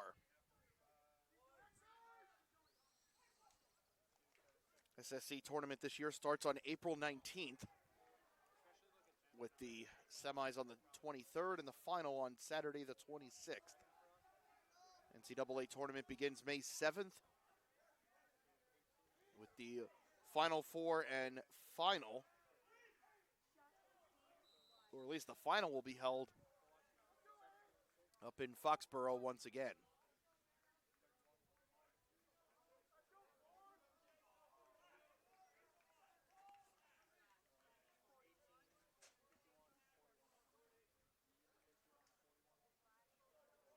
And that'll be a penalty against Tampa.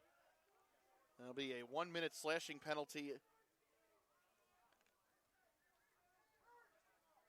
And that'll be against Gordy Gombold. So Florida Tech with the man up for the second time in this game. The other one came early on. Inside the first 6 or 7 minutes. 9:26 to go in this one.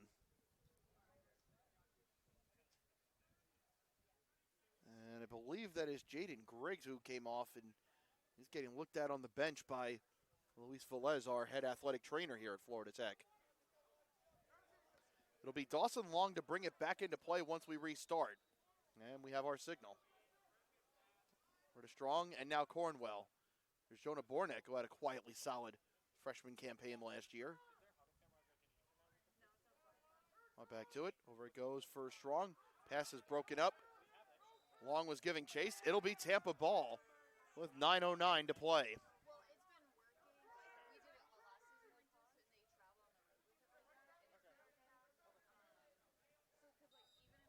Bringing it back into play will be Anthony Brodiak, senior out of Parkland, Florida, product of St. Andrew's School. Where it goes to Kemp.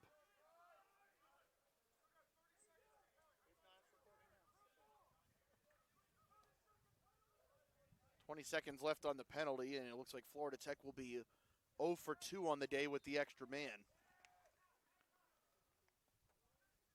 Florida Tech with 13 shots on goal in this one as clock is stopped with 8:40 to go.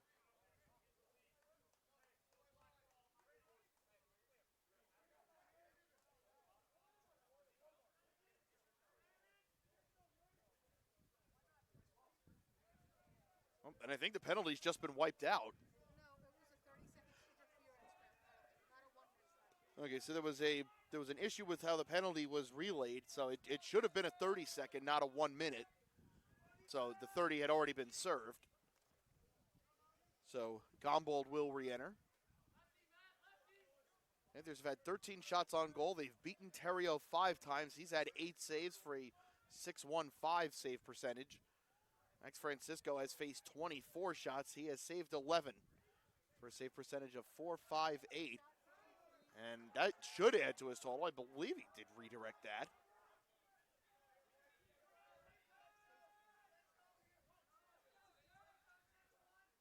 Tampa, however, will keep possession. There is under 30 seconds to shoot.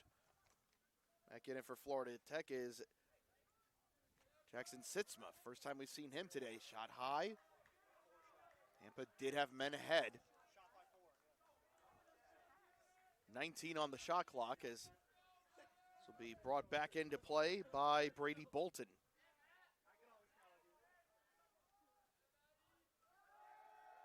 Under 10 on the clock. Thinking about it. Near side and a save made by Francisco, able to deny Connor McDonough. However, Tampa regained possession and the shot clock will reset to 60. And around it goes. This is Bashaw, who one of 3 Spartans with a hat trick today. He's joined by Lindsay and Kemp. Those 3 have 9 of the 13. And this is McDonough trying to go for the wraparound. That lane, at least on the right side, was cleared off. Being heavily guarded by Garrett Geminer. Here it goes to Bradshaw. Friend. Work it over near side for Zach Johnson. Thought about it. Lays it back off instead for Kemp. And I don't know if Jack's got that or if the post did. But it's another reset. So it'll be a save for Francisco. That is his 14th. Jax might end up setting a career high before this one's over. I believe his career high is 17, which he set at Lynn late in the regular season last year.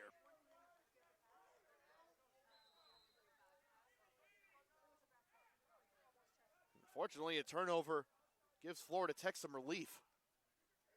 They'd been pinned in their own end for quite a bit there. Some of the defenders able to get a breather. See Sitzma coming over. Matt Josephson as well.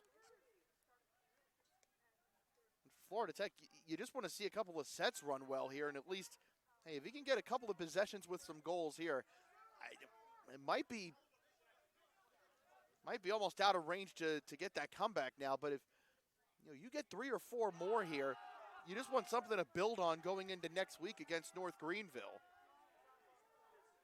Running with it now is Casera.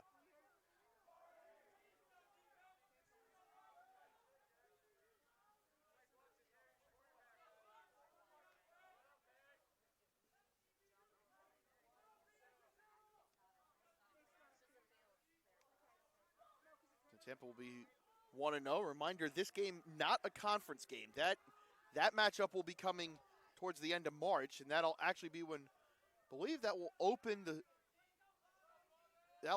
Florida Tech's conference schedule. It does. That'll be Florida Tech's first conference game on Saturday, March 22nd, as they add another. It is now 14-5 Spartans with 5:28 remaining.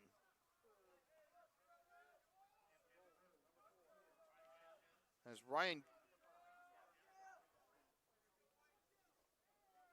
Kemp has his 4th. Baumstad will get the assist.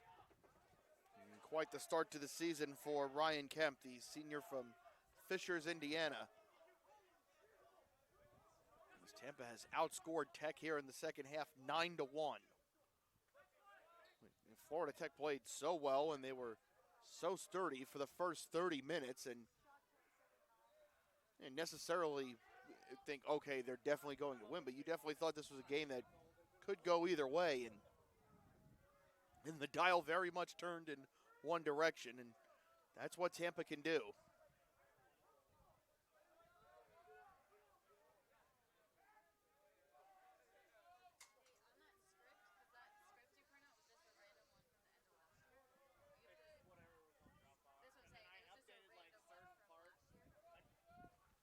Starting to tap into the reserves a little bit here as this is Bradshaw, and he'll connect.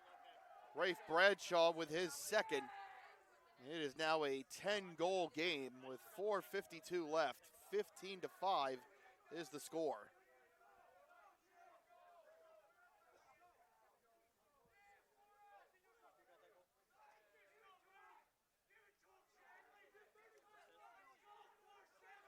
That's 2 today for Bradshaw. It has been a 10-goal second half for Tampa. It's one of those things, it just happens so quickly that you think, how did we get here?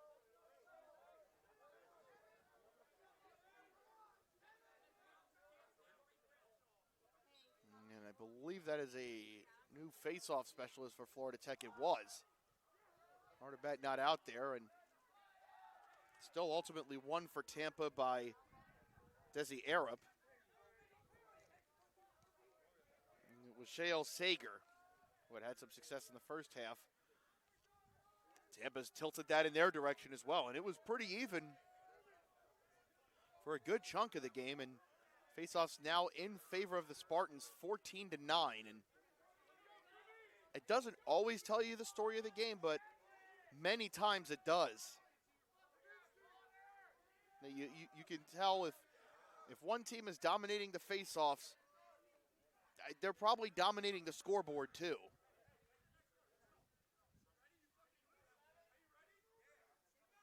Under 4 minutes to go, and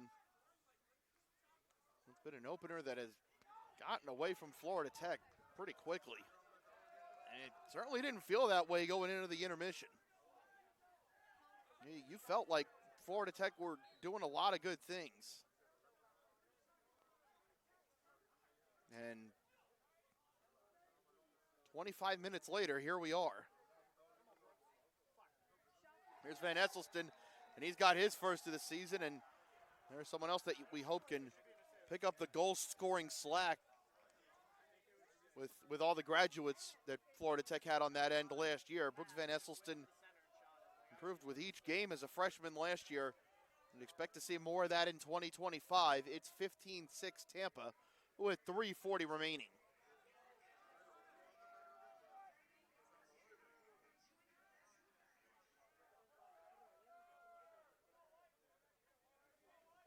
First goal, first point of the season for Brooks Van Esselston.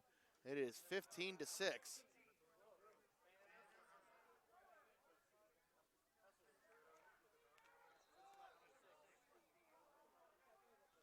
Steve Ulrich will get credited with the assist, so that's his first as a Panther. Tampa get the face-off as the shot clock resets. Imagine the Spartans will probably just want to burn a lot of time from here.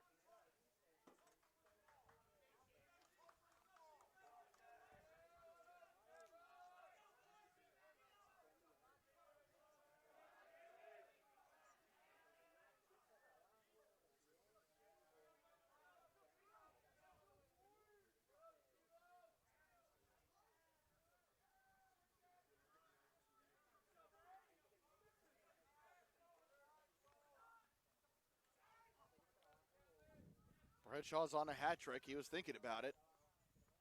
Inside 40 seconds on the shot clock now.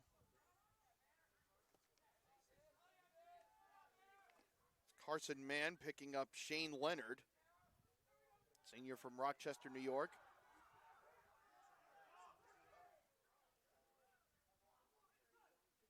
Friend over goes to Bradshaw, and he was off target. Being guarded there by Bat. 2:23 to go. Tampa did have men ahead of it, so they'll keep it with 15 on the shot clock and 2:23 remaining on the game clock.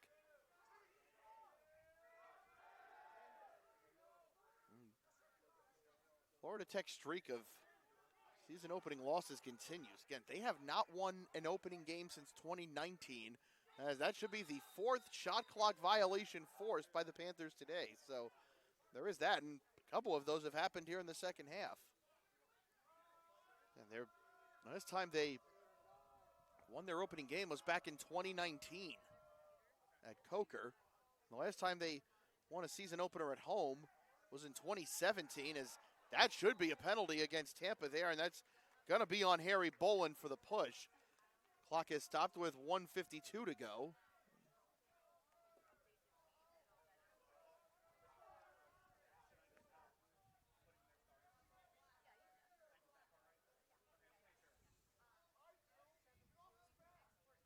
That'll be a 30-second penalty.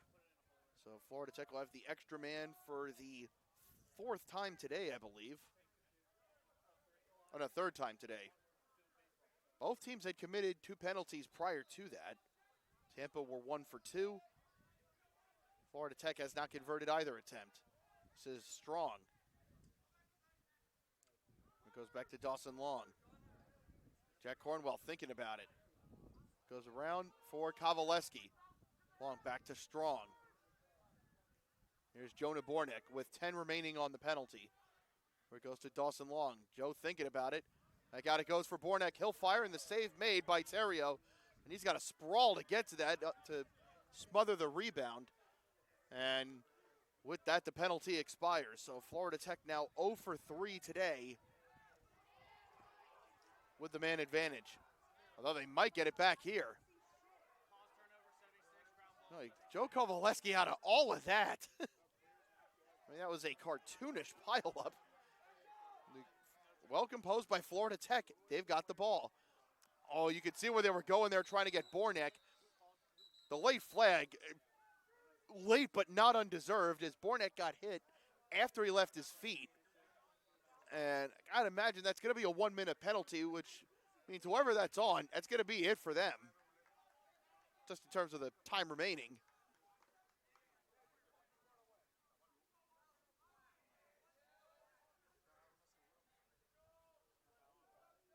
So that'll be a 1-minute penalty, and that will be issued to Braden Crumey. And a timeout called inside the final minute. And Florida Tech will have the extra man, and I wonder if that timeout wasn't taken just to make sure cooler heads don't prevail, or do prevail here. So it was an unnecessary roughness call against Crumey officially, which, yeah, tracks.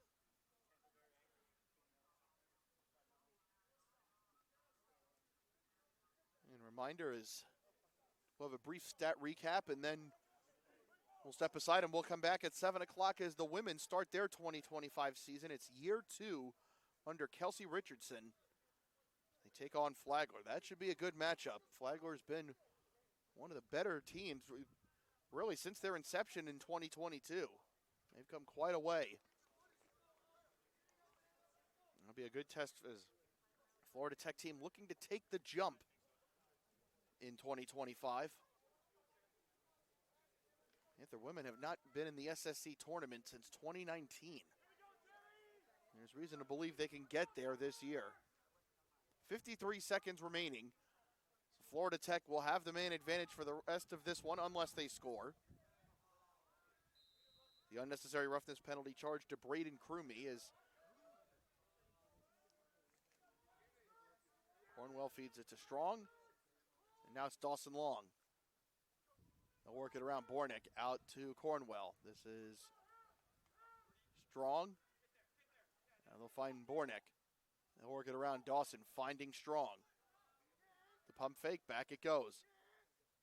Boy, they had it set up. It was there. And just not a clean catch from Alex Zarski, the freshman from Calgary. Otherwise, it would have been a doorstep opportunity for him, but Tampa able to shut that down, and that more than likely will be Florida Tech's final attempt of the game.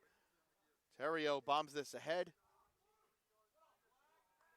And clear it over midway. The final 5 seconds will tick off, and the Tampa Spartans come to Rick Stotler Field and flex their muscle in a season-opening victory, 15-6.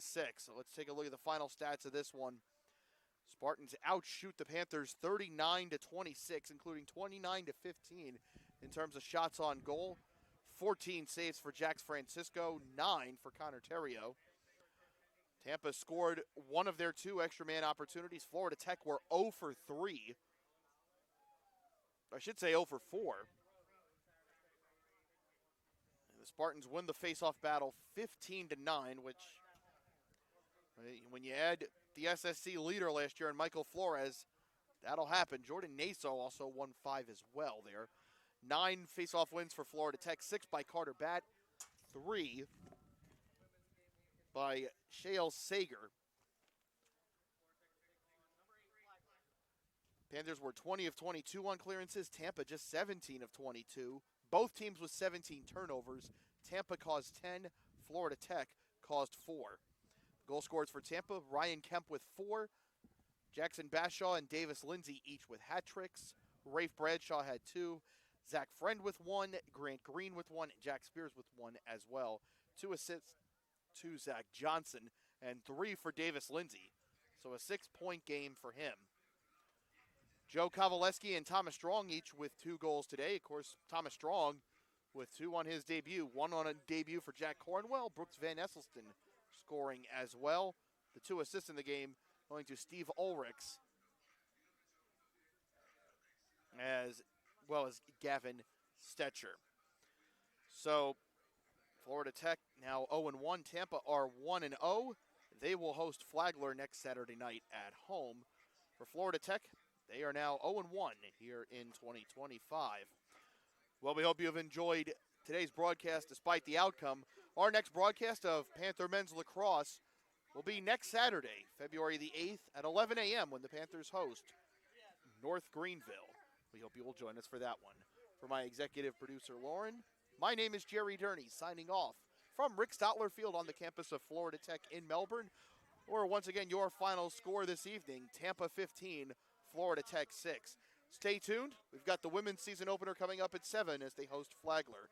You've been watching Florida Tech Panther men's lacrosse on the Florida Tech Digital Network, a presentation of the SSC Digital Network.